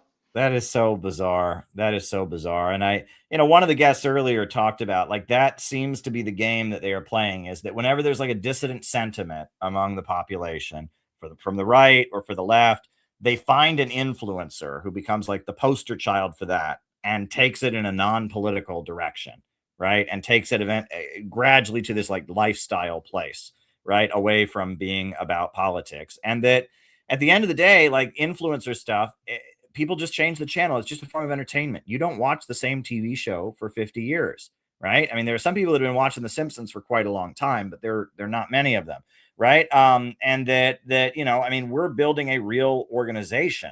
We're not building an influencer brand, and we're trying to get people connected with other members and get involved in projects, and we're doing something different. So, you know, that was really a step forward when I stopped on this channel saying like and subscribe. I stopped saying that because I just didn't want to be chasing the likes and subscribes. I wanted to be like, look, this channel is about building an organization, and that's what we're doing here. You want to watch? Great. You want to join the organization? Even better. You want to support our work? Great. But if not, you know, that's not my problem. You know, I'm not here to sing and dance and you know, and get dollar bills handed to me like a stripper. You know, I'm here to actually carry out a political project, and that's what CPI is about. So yeah. But you know, we had a great meeting today. We talked about the Ides of March activities and the convention this summer. We're hopefully going to have the name of the convention very soon. You know, we're you know, figuring out the venue, all kinds of details and stuff. But that convention this summer, August 15th, and then the 7-day program, it looks like it's going to be the 12th to the 19th. Yeah, we're organizing. We got to do it. We got to build, you know? So We yeah, what are. else is on your mind? Yeah. Well, you'd mentioned Lyndon LaRouche earlier. I guess today, on top of being Valentine's Day, is also the anniversary of his death. So Mm. we could have a moment to remember Lyndon LaRouche and his contributions to anti-imperialism. Yeah, well, you know, I mean, he's an interesting character. I first encountered the LaRouche people during the like the end of the Bush administration. I was in Cleveland, and I went to see, there were like some Democrats speaking, and I remember I was selling a communist newspaper outside their event, and they had their choir like singing, you know. And one of their people walked over to me and they said, "You're a communist? We're about to sing a song about greedy people. You should listen to our song." And it was like they you know, and then I saw them a lot during the Obama election, because whenever Obama would speak, they would be out in front, and they were very opposed to Obama from the beginning. You know, and they had these magazines that they handed out that looked kind of crazy. Like one of them like had like a kid playing a video game, and like a devil like on the screen, and it said, "Is Satan inside your laptop?" You know. And they had another one that was like I don't know, they had another one, it was like the cult of teen suicides or something. I don't know, it just looked like kind of weird and unhealthy, and it didn't seem very coherent. Now their messaging has gotten to be, I guess now that, you know, that Helga is kind of running things, their message is very much, they kind of have the RT line. They're promoting the new economy that's rising around the world. They're promoting the Belt and Road, and I'm cool with that. And like a lot of their principles, they're anti-Malthusian, right? They're anti-Malthusian, and they view like the divide within capitalism as being the growth degrowth thing, which I think is actually a brilliant insight. So I give them credit, but we're not LaRoucheites, right? And that's the other thing, is that like immediately the second we were at all friendly to them, even before that, I was called a LaRoucheite before I'd ever been friendly to them. And right now we're not cooperating with them in any way, but we're still, we're LaRoucheites. We're LaRoucheites. Well, no, we're innovationists. We have our own perspective, and, they may want to work with us again at some point, or they may not. And that's not our concern. We're doing the Center for Political Innovation. So I really do hope Jose wins, though. That'd be great. I'm watching the Jose Vega campaign in the Bronx. And I mean, Jose is awesome. I mean, he's an awesome guy. Yeah, and I think he has a real shot. One thing about the LaRouche movement that I think is a strength but also a weakness, and you touched on this a little bit, the sort of the reasons why they kind of sound nuts is because they have this very odd, it's like communism with like John Birch Society characteristics. It's Right. Right. It's this conspiratorial worldview, and that means that they have like very interesting insights into things you wouldn't heard of, stuff like the Tavistock Institute. Like I'd never heard anybody talk about the Tavistock Institute before them. I actually learned about Obama's background and the stuff around the Jakarta method and Lola Sotoro by going to a LaRouche meeting. That was where I heard about that. And if you read some of the stuff they've recommended about like how the deep state operates, Confessions of an Economic Hitman, which is interesting that they would recommend that I read that book, because it's a very Malthusian book. Like the point of the book is that like China is actually doing this, and that all these countries, they just want to. It's like a noble savage thing. Yeah. But the part about how he gets recruited by the NSA, I just find that to be so interesting. How they didn't even care that he was against the Vietnam War. They didn't care that he had been arrested before. The questions weren't about normal things you would think of in a job application. It was like, how can they control him? They asked him about his love life and like his relationship with his father and stuff like that, which is a really interesting insight, which I never would have gotten if I was just coming from the Marxist perspective. Yeah. And we pull from a lot of different, places, right? And so, I appreciate their stuff. And, I've got volumes 1 and 2 of the LaRouche collected works. When the LaRouche Legacy Foundation does number 3, I'll order it and get it. And I appreciate their stuff, so, I mean, I've learned a lot from Chairman O'Malley and his perspective. And I when I was recently, drawing from Rosa Luxemburg, her understanding of the accumulation of capital, her theory of imperialism is actually closer to Chairman O'Malley's than Lenin's, I would say. Chairman O'Malley's whole thing is that the colonial mode of production, capitalism, is synonymous with colonialism, right? And Rosa Luxemburg says something similar in Accumulation of Capital. Lenin drew this dividing line that capitalism was progressive and advancing countries until 1890 or so, right? And I think Rosa Luxemburg didn't agree with that. So I mean, it's all very interesting. And, we're just a group of people that are trying to fight against globalism, imperialism, and raise awareness. I'm really excited for the house parties we're doing around the country for the Ides of March to talk about Julius Caesar. And, we got travels coming up and different things. It looks like sooner than later, we're going to be having some regional workshops. I'm headed to LA at some point soon. I'm going to head to Minneapolis and Chicago all before our convention. So, that'll be good, and one thing I really think is awesome is this book that we did. We have a book of our convention, right? So everyone who spoke during the Q&A, your remarks were transcribed here, and it's all the speeches, all kinds of pictures, full color book. We've been getting these out, and so I am excited about our organization, right? And we're doing good stuff, and that's all we can do, right? We just have to build our community. I am the new book, Mystical Stalinism. You were in touch with me quite a bit while I was writing it, right? We'll put that on the screen. Yeah, that's out. I'm going to start reading it probably tomorrow. If I stream tomorrow, I'm going to start reading it tomorrow. I have to get a print copy. My first print copy should arrive tomorrow. So I'll start reading it on here. But I really had a good time writing this. And I noticed it's generated quite a bit of interest in different circles. People don't exactly know what the book is about. People are speculating. People think it's a polemic against another political group, which, I mean, it's not the way they think it is. Let me put it that way. People also think that it's, I don't know what people think about it, but I've noticed that the name Mystical Stalinism and the cover, and people are excited about it. So, Yeah, you know, you've been in touch with me. What are your thoughts in reaction to the text? Well, yeah, I mean, it's sort of just reiterating our perspective that we are the real anti-revisionists, and it talks a lot about the history of anti-revisionism in the United States, where anti-revisionism comes from, what is the essence of anti-revisionism, and really what is the essence, what is the good part of communism, right? Because, you know, we take the good parts of communism and we leave the bad stuff away, which is funny because the US government has taken all the bad parts of communism and like put it in throughout society.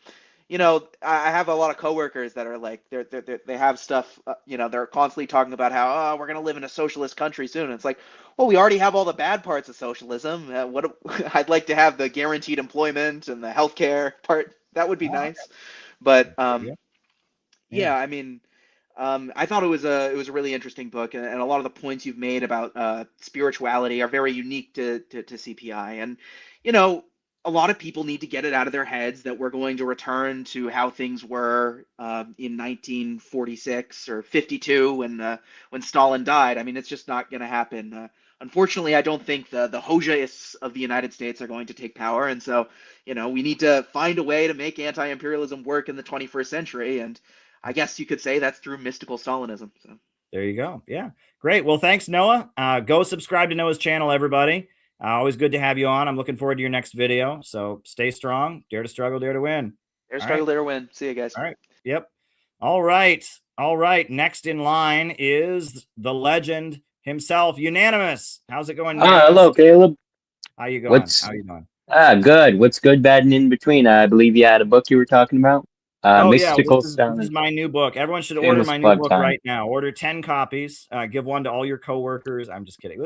Get as many as you want. But yeah, it's my new book. It's called Mystical Stalinism. Great birthday present. Great Christmas present. You know. That's right. But yeah. I wanted to ask you a bit about some questions about your trips to Iran and Nicaragua, because it seems like those countries both see, because the original Sandinista revolution happened in 79, and so did the Iranian Revolution. So there's like camaraderie whenever those leaders talk about each other's countries.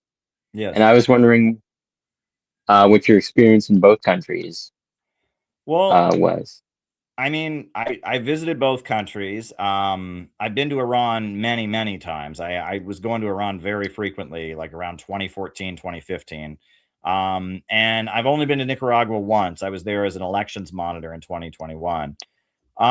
In terms of overlap, I did not see any Iranian stuff in Nicaragua. I did when I was in Venezuela. There's a lot of Iranian stores and Iranian, like a lot of the communes, they have like an image of Nasrallah and Hezbollah, and like they're Venezuela and Iran. I heard that there are also a lot of like Lebanese and Arab people in South America. You know the pop singer Shakira, she's Lebanese. She's of Lebanese descent.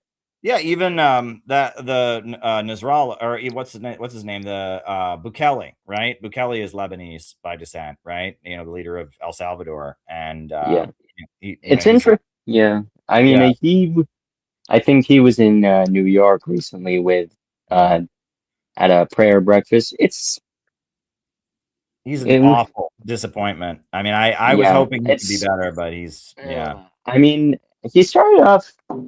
I mean, I think the liberal NGO started off really disliking the prisons and whatnot. The prisons, I think, I don't know what's true, what's not about, and what's not about them. I see him almost as another Javier Milei at this point. I mean, there was a Bonapartist edge. He was fighting the drug gangs, and so that seemed to be like a positive thing. I tend to be more positive on that. But then, you know, he's really pro-Israel, and he then was at least Duterte pretend the reason I remember the media really being at Duterte for the drug war was because he was talking. I don't think he actually did this, but there's like a law in the Philippines that any crimes the U.S. Any serviceman does in the Philippines, they won't get tried for it. I think that's been the cause of concern in Japan. You know, my mother was actually born in Japan. She's half. My maternal grandmother is Japanese. My paternal grandfather is white. He's I think of German descent. Yeah, of German descent. He grew up around the Midwest, Michigan, I think. Yeah. So what do you want to know about Nicaragua and Iran, though? You have I any was wondering if you could see if Iran and Nicaragua you saw was like, because you talked about a lot about how you went to church in Iran. The way Yeah. people talk about Iran is there is no religious freedom. No, Like, there is. I even saw a synagogue. I didn't go in, but there's a synagogue I saw in yeah, I think Isfahan. Max Blumenthal did a story about Judaism in Iran. There's Because, Jewish members of parliament even that have been elected. yeah, I think and I don't, and people will talk about random things that happen. Iran did have, the way you described Iran's Holocaust, I don't know if I can say that. Uh, it was more like a debate Ahmadinejad hosted and Right. presided over. Yeah, And basically. and I think Iranian leadership's been frequent at Russia's Victory Day parades. Like Yeah. they send delegations to those parades. Hungary doesn't send delegations to Russian Victory Day parades. No one accuses Hungary of whitewashing the Holocaust. Yeah. No, And I I mean, think that, yeah, I mean that Iran, I mean, it's that whole thing is that there is, on the one hand, there is there's some history with, like, the Shah of Iran was on the wrong side in World War II, right? So they were invaded. There was a joint invasion by the Soviet Union and Britain to overthrow the Shah, right, during World War II. So there's an element of, like, kind of resentment around that a lot of Iranian nationalists have. And then on top of that, Israel is their enemy, and then Khomeini, the founder, was very, very clear they're not Marxists, right? But yeah, Khomeini was also very, very anti-racist. And actually, it was interesting, the wealthy neighborhoods, like the really, really rich neighborhoods in northern Tehran, that were the center of, like, a lot of the unrest, where you'd see, like, crowds of like people in blue jeans, running through the streets, smashing windows, shouting Reza Shah, Reza Shah. They want to bring the Shah back, right? That's where I saw pro-Hitler stuff, right? I would see along the side of the really? road. Yeah, there'd be, like, blankets on the side of the road, and there'd be somebody selling the Shah's writings and Hitler in Farsi, right? I would see that a lot, right? And it tended to be like, and it was like, and those were not pro-Iranian government people. Those were anti-Iranian government people that like the Shah. Wait, It's the a way weird, you talk about it, the way they talk about it, any pro-Shah sentiment gets you jailed. But they were selling books in front of you. They didn't know if you'd tell on them to right. the You can cops have or them in a anything. store, and I guess if the police came by, they might, scoop up their blanket or something. But yeah, that was in, like, the wealthy neighborhoods where the people wear, where the rich kids wear blue jeans and they eat And I hamburgers. think Iran actually loosened its hijab laws but they did it very quietly. Like, it's not being enforced in major cities. Yeah, and And that even it's that is local. It depends your local basij, right? If you have a stricter basij, that it's like in the rich areas, the basij almost just doesn't care. Like the women's, like, their yeah. headscarf I isn't waved will back. say though, I'll say Iran did I think they did support the Mujahideen, and I think you talked about how that was a strategy by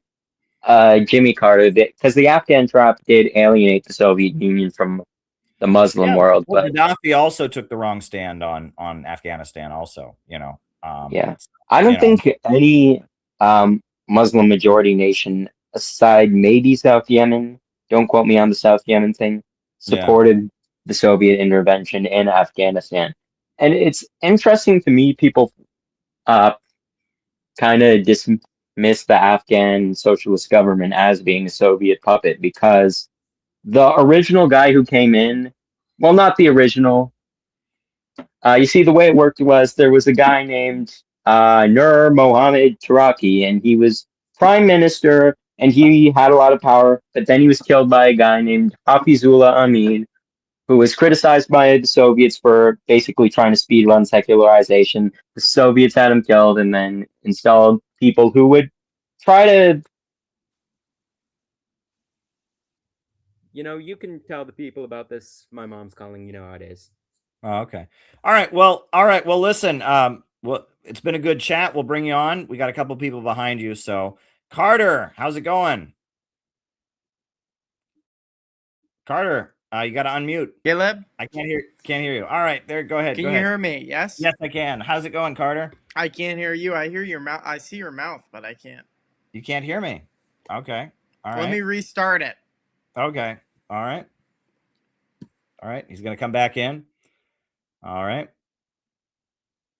All right. There we go. Right. I feel like it's like a Monty Python sketch. I'll come in again. Nobody expects the Spanish Inquisition. I don't know. Maybe there's a few people who get this, but yeah. And after Carter, we've got Gabby is next after Carter. So hold on tight, Gabby. You're next after Carter. And yeah, this is a great stream. We're almost 2 hours in, believe it or not. There we go. So we're just giving Carter his chance to come back in.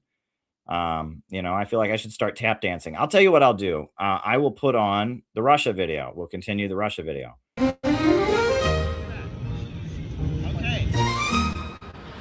All right, so we're here at Trump Tower. They told you these people are horrible. They told you these people are terrible, that they will never do anything good for us. There's a reason for that. It's called money. It's called power. They want to weaken you mentally. They want to capture your spirit, stomp you out, and tell you, why bother? Why get out of bed in the morning? Why do anything worthwhile? No. Great again. This was a great moment when Trump talked to Kim Jong-un and started the process of peace on the Korean Peninsula. And we want to see peace not just with North Korea, but with Russia, with China, with many countries around the world. It is outrageous that billions of dollars is being spent on prolonging the war in Ukraine when our people can't get relief in North Carolina. People are left behind in Georgia and North Carolina. They can't get the relief they need. This is outrageous. Our government is more concerned with waging wars around the world than for caring for our own people. That we need a president who will put America first, a president who will bring peace around the world. Only peace can make America. Big crowd of people. Huge crowd of people here to support Donald Trump, pouring in to watch the inauguration ceremony in the Capital One Arena.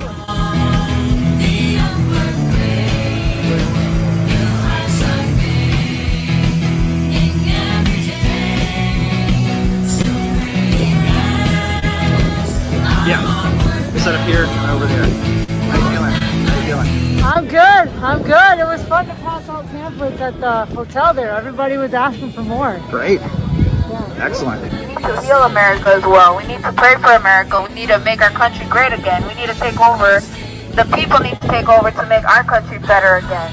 And I hope Trump can help us with that. Donald Trump for one of the greatest moments of his first presidency, when he went to a country that America has technically been at war with since the 1950s and gave peace a chance. All right. Can you hear me now, Carter? Can you hear me now? Are you kidding me? Can you hear me? We can hear you just fine. What is going on? Let me 1 second. We can hear you just fine. I don't know what's going on around here. Okay. Yeah. You're not getting any audio, huh?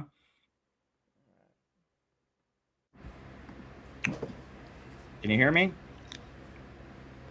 Can you hear me now? All right. Can you hear me now? I can hear you. Yeah. Can you hear me? I can't hear you. I don't know what the problem is. All right. What the hell? Maybe I can try it on my phone. Give me. Okay. All I'm right. sorry to keep you waiting, Caleb. I feel bad. okay. I can't hear you, but I hope you're saying it's okay. Yeah. But I don't know. I don't know. Maybe you're saying you hate me now. I apologize. Okay. Give me a second. I'll be back. All right. Well, we'll bring Gabby on in the meantime. Good to see you, Gabby. Unmute. How's it going? Hello. How's it going, Gabby? It's going good. I kind of just wanted to give people awareness of the dog surrenders in America and just what? random facts like dog surrenders What's that? and when people surrender their dogs at an animal shelter.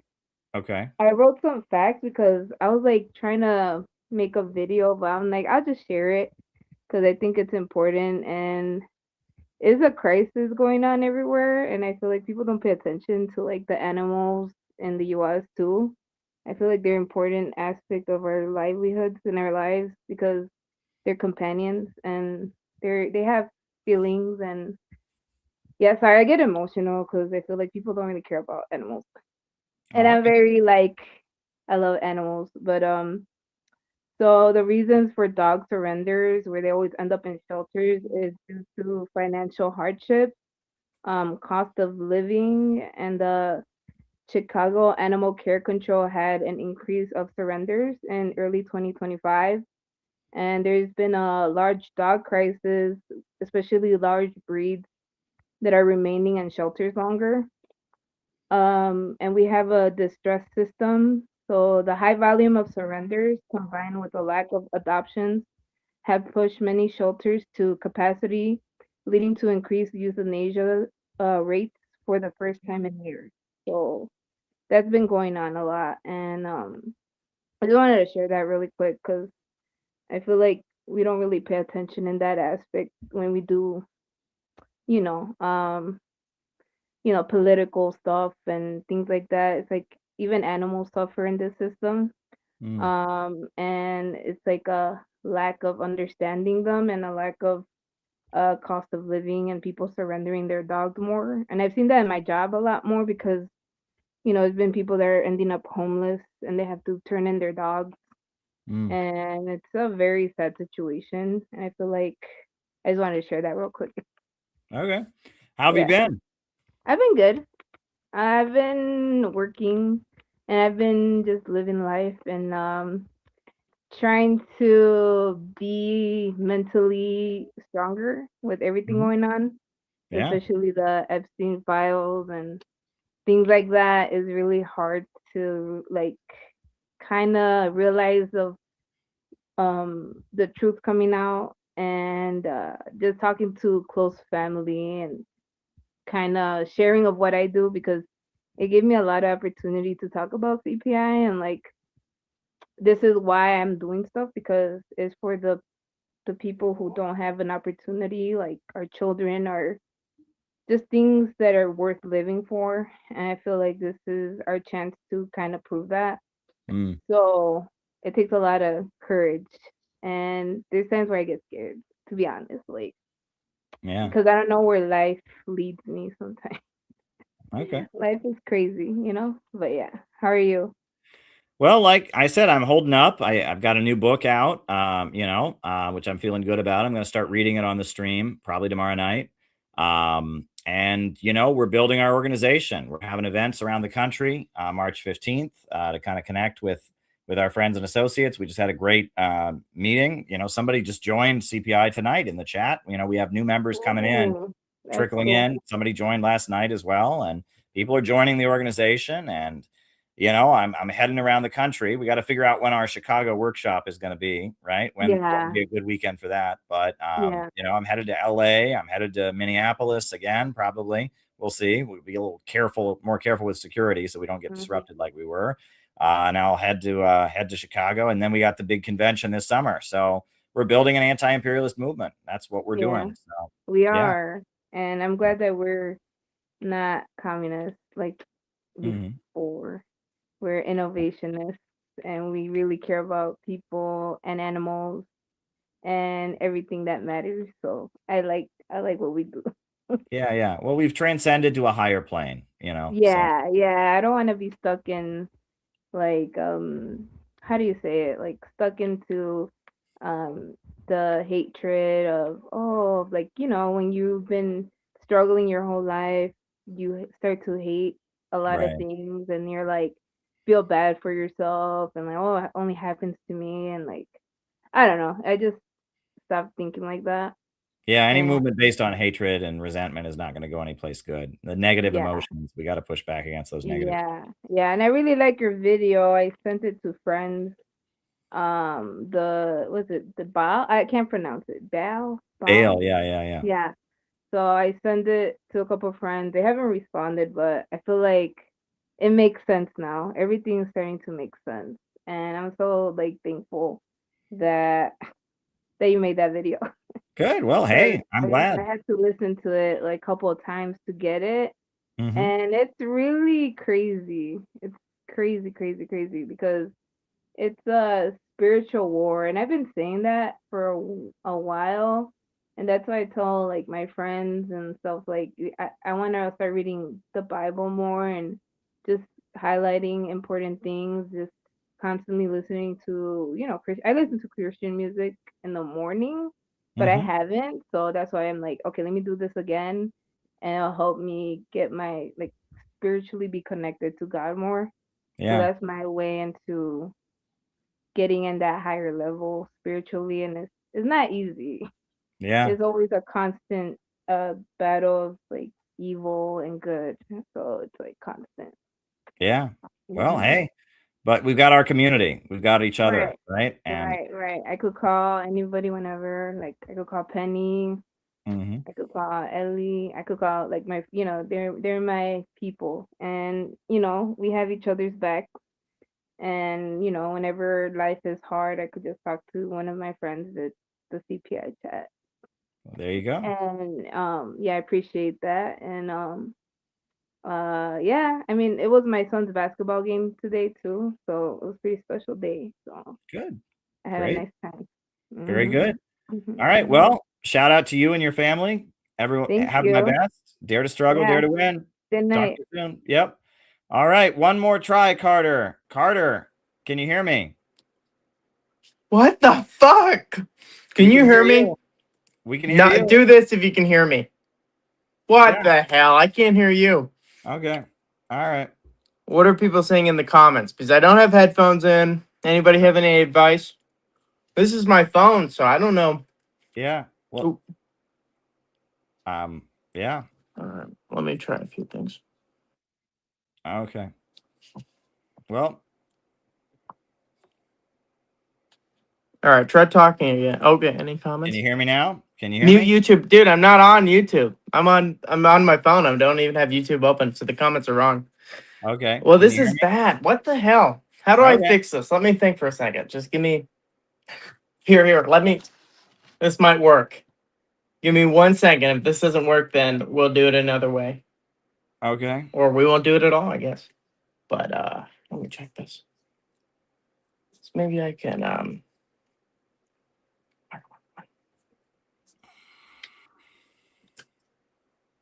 Okay. Try to talk, Caleb. Hi. Can you hear me? I can hear you on there, but then it's doubling me. Here, 1 second. Oh shit. I feel like Doc Brown in the start of Back to the Future. I'm fucking with technology. I'm just going crazy. So Here, should we if I put in my mute? headphones. Should we mute one of them? Okay. This is some elaborate tech stuff going on. I know. I'm getting an echo of myself. So we should mute one of me.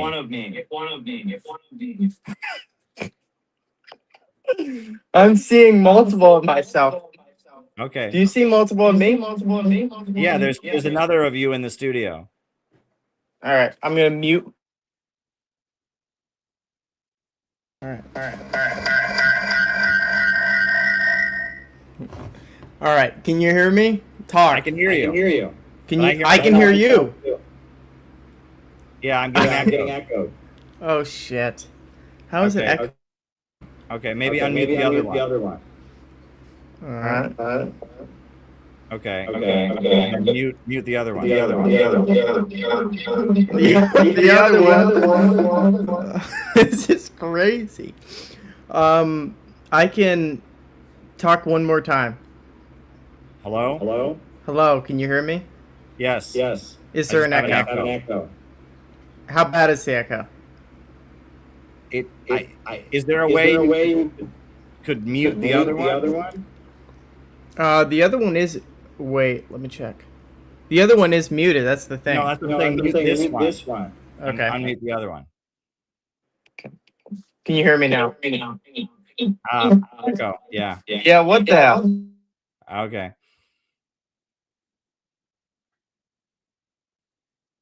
So now I can't hear you. Can you hear me? Yes. Holy shit, we fixed it. I don't know. Okay, so just mute while I'm talking. Can you hear me completely right now? Yes. No echo. No, not on you, but there's an echo whenever I speak. So if I'm talking, mute yourself. Right? Okay. How's that? So what's on your mind? What's on my mind? Finally. We got it working. I hope people in the comments enjoyed that. What's on my mind? I wanted to talk to you about Park Chung-hee, the South Korean dictator. So I just wanted to get your thoughts on that. See what you think. Well, my understanding is that he was a communist at one point, and he had a falling out with the Communist Party, which I did not know. But apparently, like during World War II, he was in the communist anti-Japanese military, and he had a falling out with them. And he was a Bonapartist, and he, what separated him, the first dictator was Sigmund Rhee, right? And he was overthrown, and he wasn't doing economic development. Park Chung-hee was defined by economic development.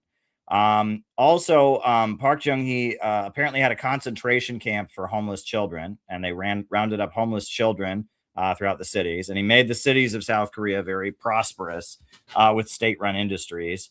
But then, it was also, very brutal, disappeared a lot of students, that kind of thing. He wanted South Korea to have their own nukes. That was his other thing. He wanted the US troops to leave because they would have their own nukes, and he proliferated it. And it's interesting because they've never technically been found in, they signed the Nuclear Non-Proliferation Treaty finally, but they continued their nuclear proliferation up into the 80s, even after he was killed.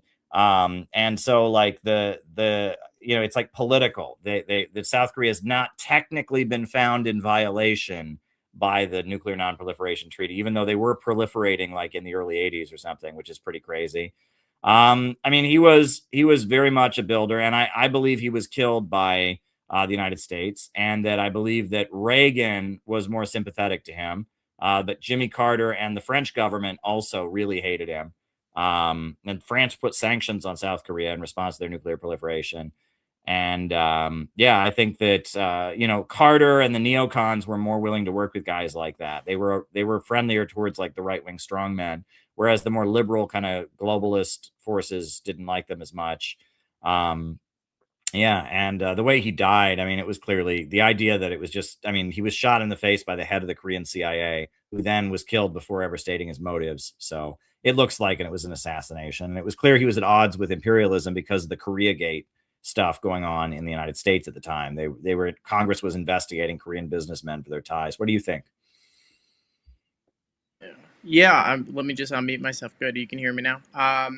Yeah, I find him to be an interesting figure because I just see him as kind of a, what's it named? Kind of evidence against. You ever walk into like I always walk into these classrooms where people show the picture where it's South Korea capitalist or liberal democracy, North Korea communist or whatever. And it's just, Park Chung-hee was not, say what you will about him. He was not a liberal Democrat. He was a, strong man. And, he knew that he had to use he had to command the different sectors of the economy to get economic growth.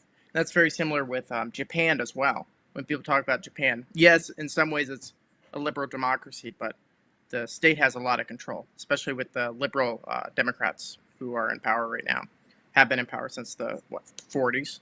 I mean, they're very, very similar. Yeah, well, that's one thing I noticed, Milton Friedman's like popular, like pro-capitalism books just lie about this all the time. Like he uses Hong Kong as a great example of the free market in practice in one of his books. And it's like, if you look at Hong Kong, it's like very state controlled. But I noticed when I was a kid in the 90s and I was in a very conservative area, there was among Republicans, there was this like fetish for the Asian tigers, and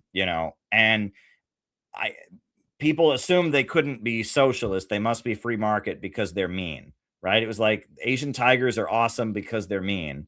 They beat their kids a lot and make their kids study a lot, and and they have the death penalty and they use the death penalty a lot. And that there was like in the 90s, that was a fetish among Republicans. They loved Lee Kuan Yew. They loved, South Korea. They loved Japan, and they didn't know anything about these countries. They just knew that they were mean and scary, and, and America needed to be mean and scary too, or something. And those countries all have heavily state-run economies. The Asian tigers built up with state ownership.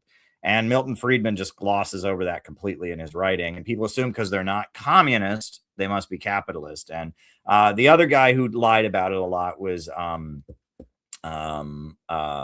what's his name? He now has a show on Fox News. But he used to be with CBS or ABC for many years. John Stossel. John Stossel had like this, it was supposed to be like liberal, kind of liberal and edgy. Are we really number one? It was like his mini series he did on like CBS News. And in it, he talks about how like, oh, these Asian tiger countries are way more free market than America is, but America is becoming socialist and it's just not true. Like, the Asian tiger countries, the amount of state control, military control, state central planning, there was a huge amount of it. And there was a whole school of like non-Marxist, like I think it's called dirigism is the French. It's like Charles de Gaulle. It's like having, Putin studied dirigism, right? There's Singapore and Lee Kuan Yew. There are a lot of different models where the government is heavily involved in planning the economy. And the idea that in America, the way we think of it is if the government's involved in the economy, that's communism by definition. And that's just like a huge amount of ignorance. There's just a huge amount of ignorance there. So, yeah. Yeah, I also wanted to get your opinion on, I understand South Korea a little bit, but I don't really understand Taiwan, or I guess Republic of China back then, or I guess depends on who you're asking, I guess.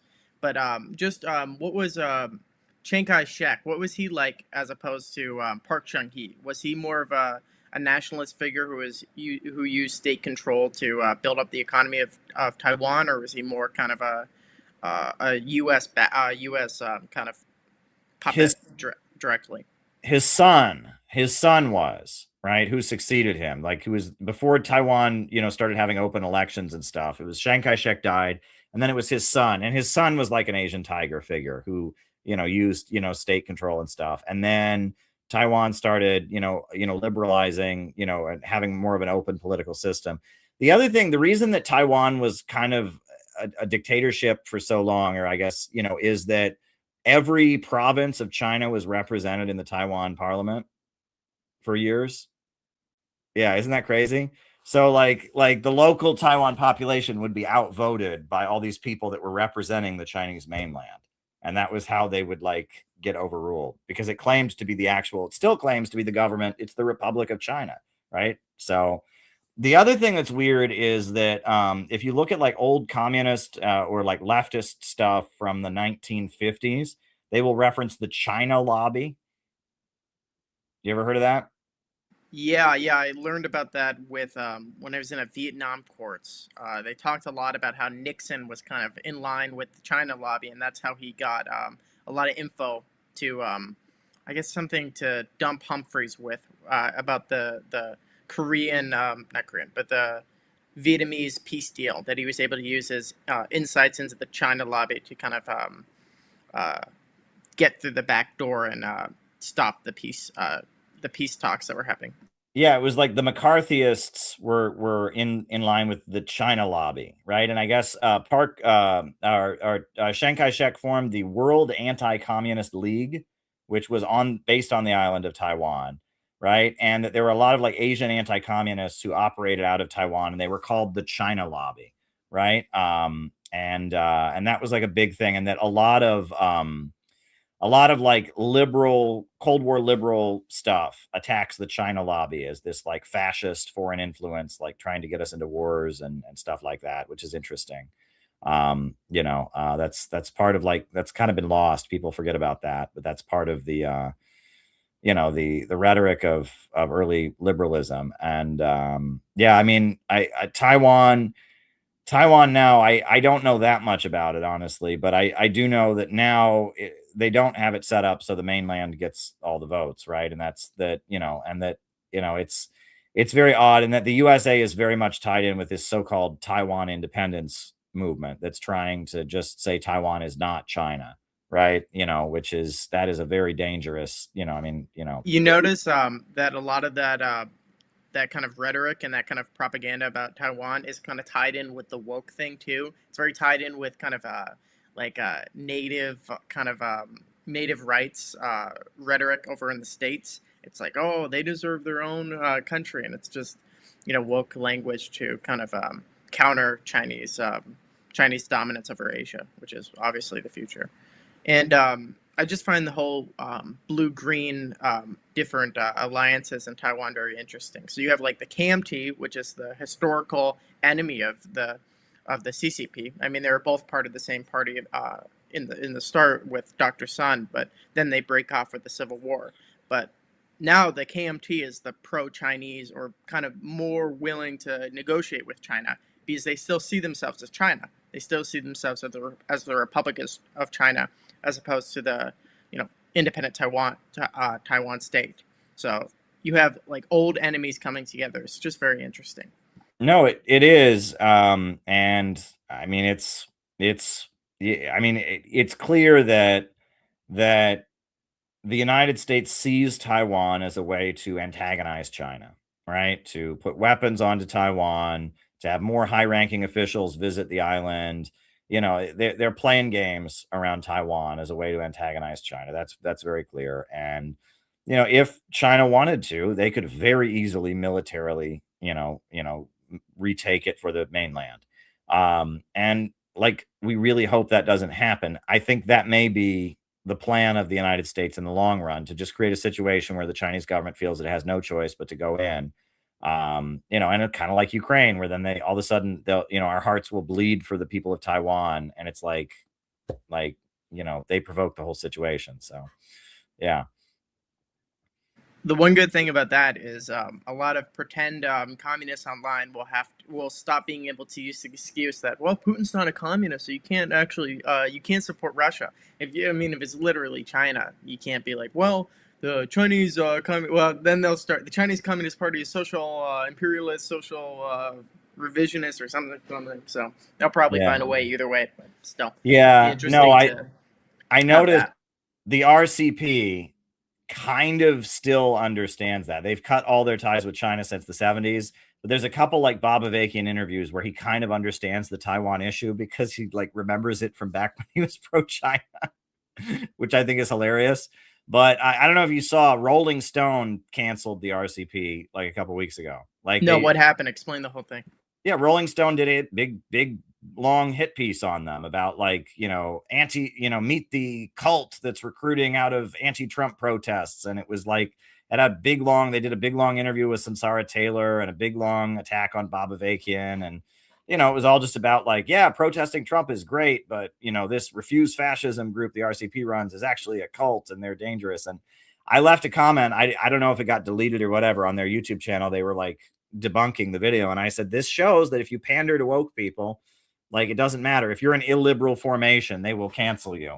So I just thought that's amusing. And also it goes to show you there's an element of like, killing an ant with a sledgehammer. Like, the RCP is so small and weak right now, but the liberal order is so terrified that out of the anti-Trump stuff they're fomenting, like, this illiberal, like, Maoist group might recruit, and they're terrified of that. So they have to, like, they canceled them a whole bunch after the Roe versus Wade ruling, because AOC spoke at one of their events, and so they had to cancel them. And there were like 5 major pieces: the Intercept and Daily Beast and all of this. And now, like, Rolling Stone just did a smear piece on them also. And I'm just like, but they won't stop pandering. They just have it in their heads that Trump is the new Hitler, and that and it's like an old dog can't learn new tricks, right? That's all they know, is to just recruit, build a hysterical anti-Republican protest movement, which they've been doing for decades. They tried it against Nixon when they were still tied to China, which made no sense because China liked Nixon. But when they were still the RU, the Revolutionary Union, right, before they cut ties with China and all that, they launched the Workers' Committee to Throw the Bum Out. And they that was when the RCP was really trying to push that they were working class. So they had the Workers' Committee to Throw the Bum Out, to impeach Nixon. And that was the opposite of what China wanted. China wanted Nixon to stay in. But then starting in the 80s, they did this thing called Refuse and Resist, right? And it was against Reagan and Bush Sr., and then I was around them when they did Drive Out the Bush Regime, The World Can't Wait. And now it's Refuse Fascism. And they go around to celebrities, they buy ads in the New York Times, and they put on this kind of hysterical, like, Republicans are fascists, we're all going to die, as a way to kind of they're inserting themselves into the debate. They're trying to do like the Popular Front or something, but it's just they're on the wrong side. That's kind of what I wrote Letter to Bob Avakian, my book, and that's kind of what I was saying in the book. That's like one of the messages. And I was sympathizing with them because they've been so unfairly canceled. They don't deserve, I mean, the way they've been just so badly smeared. It's interesting, but like there are people in LA who go to all of their rallies to hand out little pamphlets like the RCP is a cult, stay away from this cult. Like it's nuts. Like, I mean, the amount of like people that the government, I mean, it's kind of like how it was nuts that those people were outside our workshop in Minneapolis. Like there's a lot of people that are mobilized to police dissident circles. You know what I'm saying? Yeah, I mean, who gives a fuck about the RCP? They're meaningless. Yeah. Like, yeah. Imagine being hired or just having time to like monitor their actions. I mean, they're literally meaningless, which makes you think that it's tied in with the whole French connection, right? That it's just intelligence just fighting, just American versus French intelligence saying, well, we can't let these Frenchies, do their thing. We have to stop them. Yeah, the RCP has always been subjected to a level of like state repression, I think, that is a little bit, most communist groups don't get. And I think it's because they have a foreign connection. I think that's part of it. And then I think also it's that they're viewed as less predictable. Everybody knows exactly what PSL is going to do before PSL even knows. I mean, the leaflet, they know exactly with the rally they're going to like PSL has never done anything exciting or original, but the RCP is a little bit more unpredictable. And in the early 80s, they did a lot of like adventurous kind of stuff where their members would get into scuffles with police. They would, a lot of their members have been to prison. A couple of their members went into the United Nations and they poured blood on the American and Soviet ambassador, like, in 1980. Right. And they got like 2 years in prison for doing that. Right. And it was supposed to be like against World War III and against the danger of nuclear war. They like poured blood on U.S., on diplomats of the United Nations. They would do stuff like that. So they have this kind of adventurous quality to them that I think makes the state a little more suspicious. And also they're foreign assets. They're French intelligence. That's what I maintain. I think that's pretty hard to dispute, based on what I observed when I was around them, but also based on just what Avakian admits in his autobiography and other places. They're serving French foreign policy goals and all of that. And that's part of what France has figured out. So that there's that. But then also at the end of the day, they're just an illiberal formation, But so is PSL. So are these other communist groups. They're kind of illiberal, but I guess RCP is a little bit more purely illiberal, I guess you could say. I don't know. What do you think? Yeah, I'm not too familiar with RCP's inner workings, to be fair. So if any RCP people are watching, I apologize. But no, I read some of your Bob Avakian book, and I've kind of listened to a lot of what you said about it. I just find them to be a really interesting organization, and I find all their, I mean, I don't like them being called a cult because I think it kind of ties into your whole claim and kind of your thesis about how cults are kind of a made up thing to kind of attack organizations. But it does get a little bit weird when it's like BA basics and all this. Like it's just all like the weird things about RCP just comes down to Avakian kind of being a weird guy with kind of a messed up kind of a psychological state where it's he had a psychotic break. Exactly. That now that a lot of the documents are online, during the July 4th, 1976 events, he had a psychotic break. And they used, the people who quit the RCP like used that against him and like publicized that. And but you have to like think like what pressure he must have been under. I mean, that was that was the 1970s as the communism was on its way out. The activism of the 60s was declining, and I don't know, but yeah, that's pretty clear if you read what was written. And I've also other people talked about him and said that he had some mental health issues, but that, I mean, people do. I mean, it's not a crime. You know what I mean? So he always struck me. Maybe I'm off, but he always struck me as a nice guy. I mean, I got nothing against him personally. Yeah, he seems like kind of an intelligent, kind of interesting figure. I mean, he comes from kind of a middle class background, and he kind of, or even upper middle class background, kind of evolves into this. I mean, he was the right position in the 60s. That's the most interesting thing about Bob Avakian. He rejects the ultra left of the 60s and kind of does something that's, in some ways of what you are trying to do right now. But then he kind of gives up in the 70s. But it makes sense why he gives up. I mean, you don't blame him for it. But he's kind of a tale of like, what's that old Greek, the Greek myth of the guy going too close to the sun with the wax wings, right? That's what I'm thinking. Icarus, right? Yeah, that he flew too close to the sun and then he sunk. That's a good way of putting it. Yeah, I mean, I don't know. Noah took the words out of my mouth. I love that comment. Yeah, I saw that too. Yeah, that passage from his autobiography is too much marijuana in the air.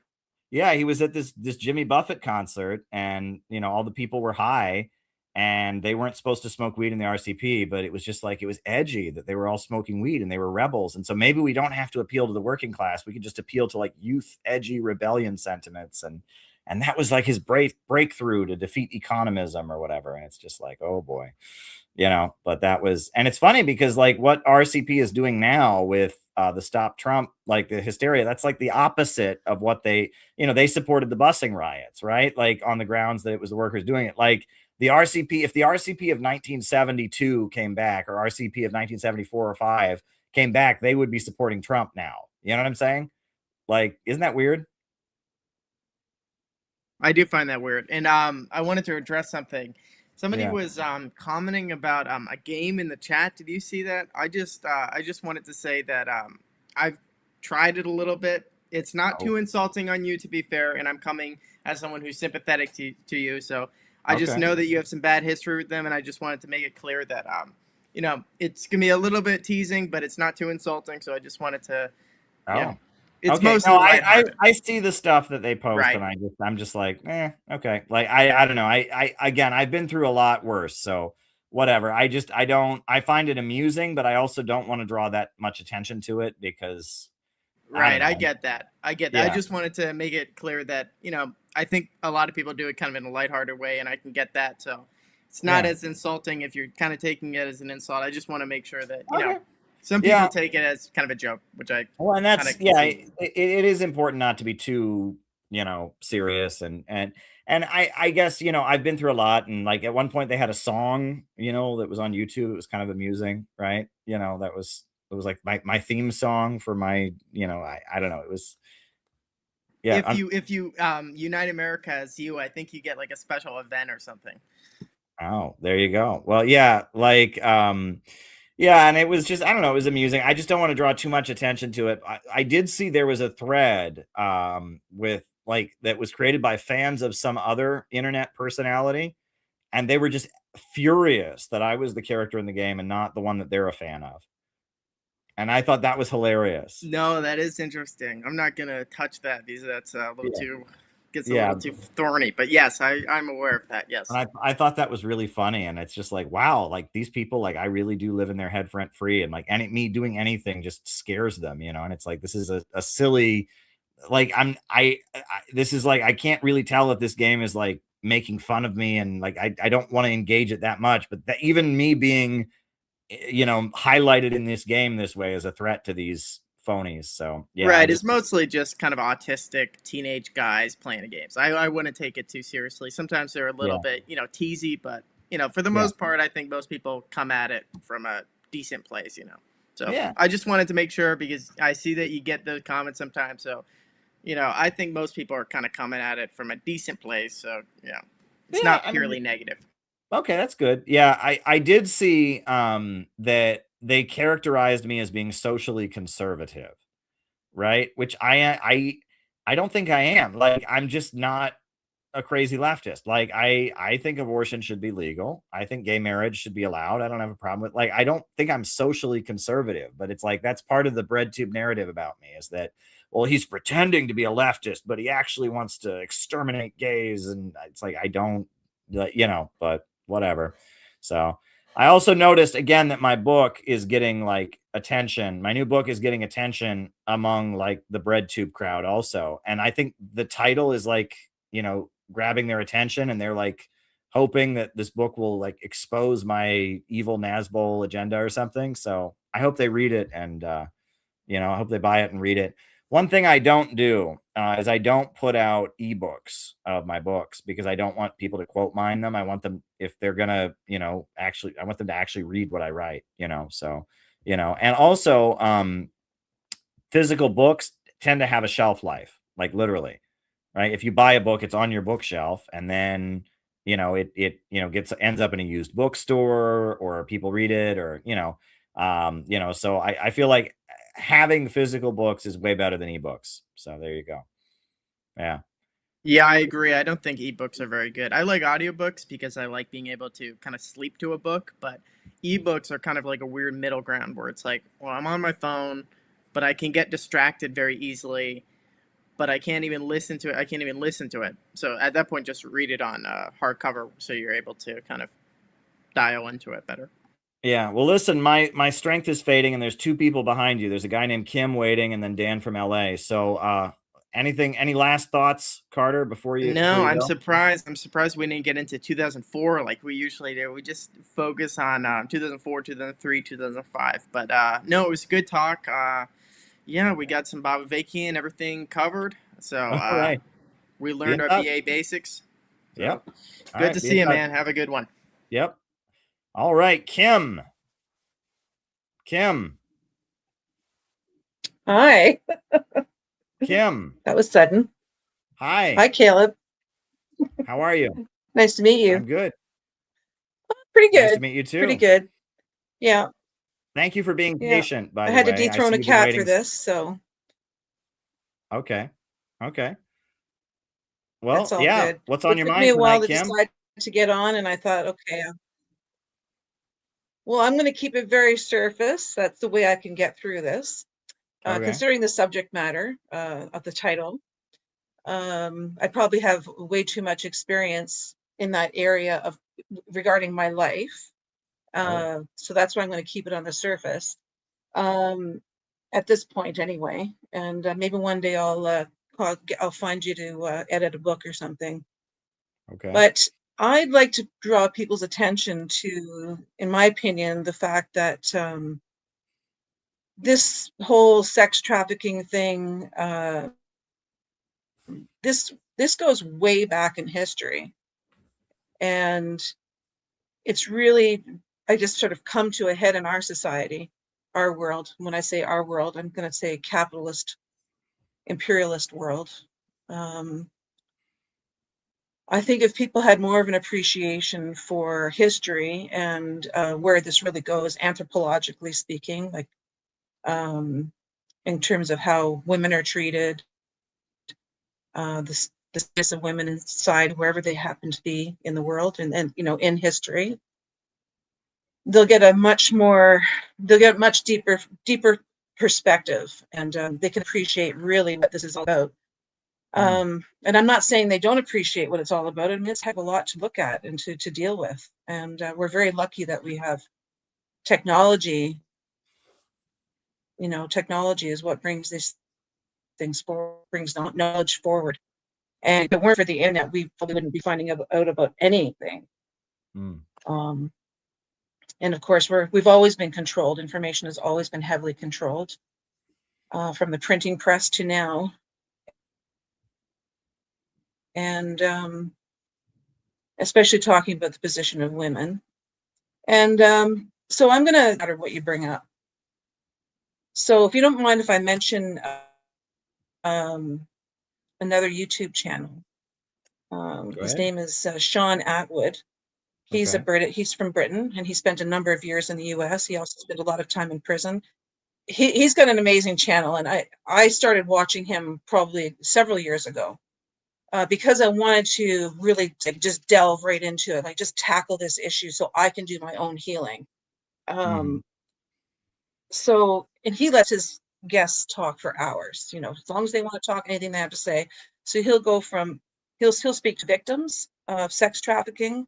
He'll speak to ex-cops, not on any subject, okay? He'll speak to mafia, organized crime, former, current, doesn't matter. He just lets people go. And that really, really opened up the gates for me to really understand how far this goes back. And I even the town that I come from, Windsor, Ontario, which is right across the river from Detroit, it's a border town. They actually have a history together from the, in my opinion, from the 20s to, let's say, the 60s. There's a book that's just skims over the whole thing, written by a lawyer. It's Unholy City, Vice in Windsor in the 1950s, and yet it really does go from, as far as now, to the 60s. So my parents grew up in that time, right there in the city. So they're exposed to a lot of things that we weren't. I mean, I didn't know anything about it. I didn't know a thing about history until I happened to come across that very affordable $15 book. I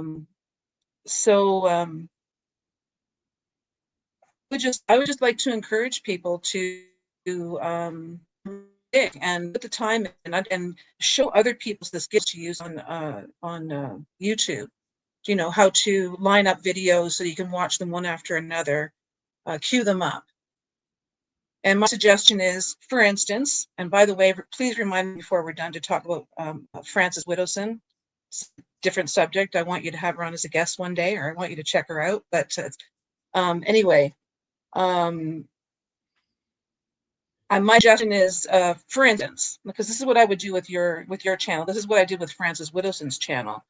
Although she has a lot less videos than you do, and that Sean Atwood would have, is to go to the oldest, start with the oldest, and then go down to the subject that you want to deal with, and then line up a bunch of those videos and just dedicate a weekend to doing that and tackle the issues. Because, you know, watching Sean just on the subject of sex trafficking, you know, it turns out Pizzagate's real, right? But when I was watching it, it was very new, and it's conspiracy theory, etc.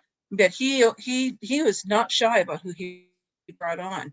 There are a lot of male victims in our world, and when it comes to child sex trafficking, and they're pretty much ignored. Well, he'll have a number of, you'll find a number of people on there, and it's really hard to get information because most people are so damaged to talk about what happened to them. They don't have the wherewithal. They don't have a society that even allows them to speak about it. It's so oppressed, repressed.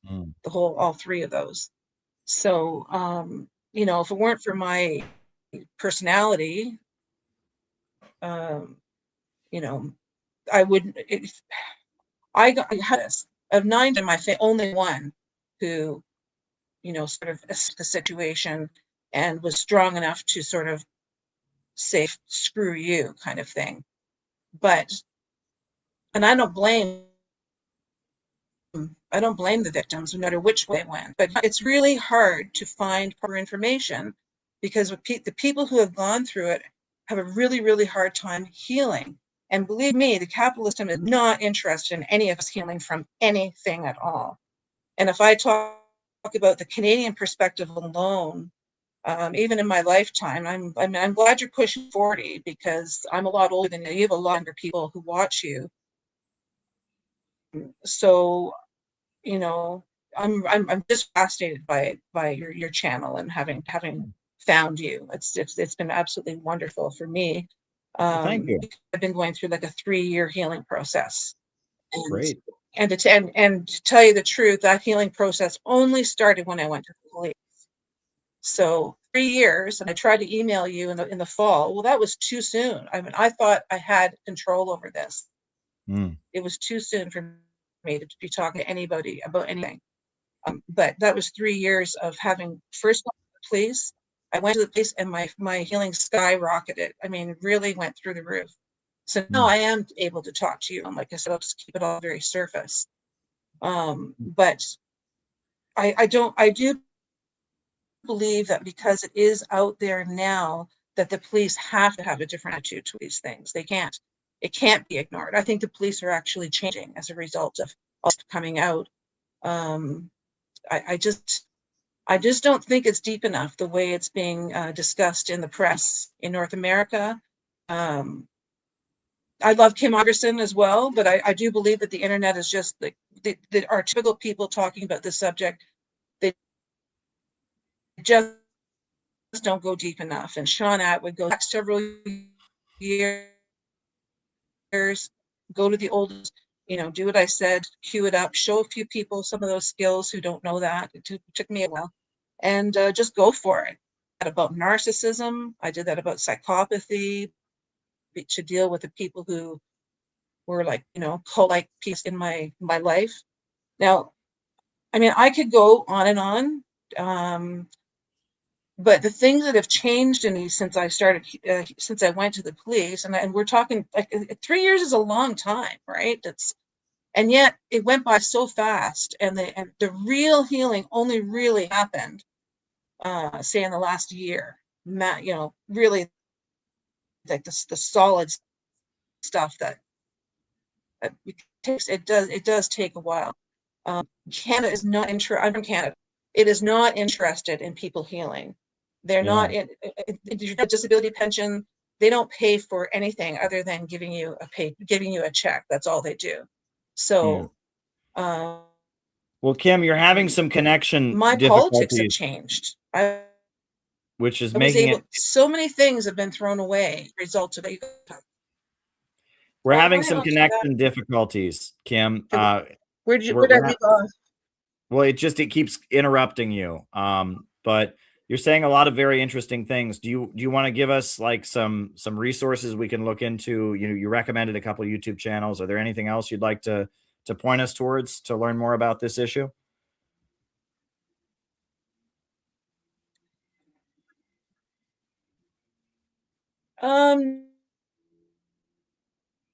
There's not a lot, because I only really accepted one book that helped me to heal, and that was written in the 80s. When I was looking for help in the early 80s, it wasn't available. It was a weird thing to go and see a psychologist, right? It was even when I did see a psychologist, they weren't very forthcoming in helping me to figure out where to go next. So you could have left urging people to go much further than Epstein stuff, because this goes back, this goes into society. This goes into how men see how they own women, how fathers see how they own their children, and their wives. And I really want to say, I hope you can still hear me. It's all about organized crime. It's criminal, it's organized, therefore it's organized crime. I don't care at what level you're looking at, whether you're at the level, whether you're looking at the sex trafficking level, they all do link up eventually. And there's psychopaths, narcissists, and flying monkeys. They're just victims. And once you're a victim, you're fucked, because nobody, pardon me, I know you don't swear much in your system. Sorry. That's okay. What'd you say? Oh, you're just breaking up a lot. So, maybe we can have you back on again sometime when it's not breaking up, but the connection is pretty bad. So let's try this again sometime. But thank you for coming on, Kim. It sounds like you have a lot of information about this issue, and thank you. So Dan.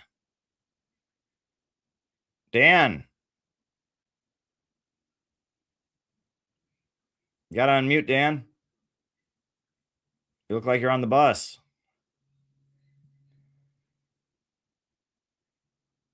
You're muted, Dan. We can't hear you.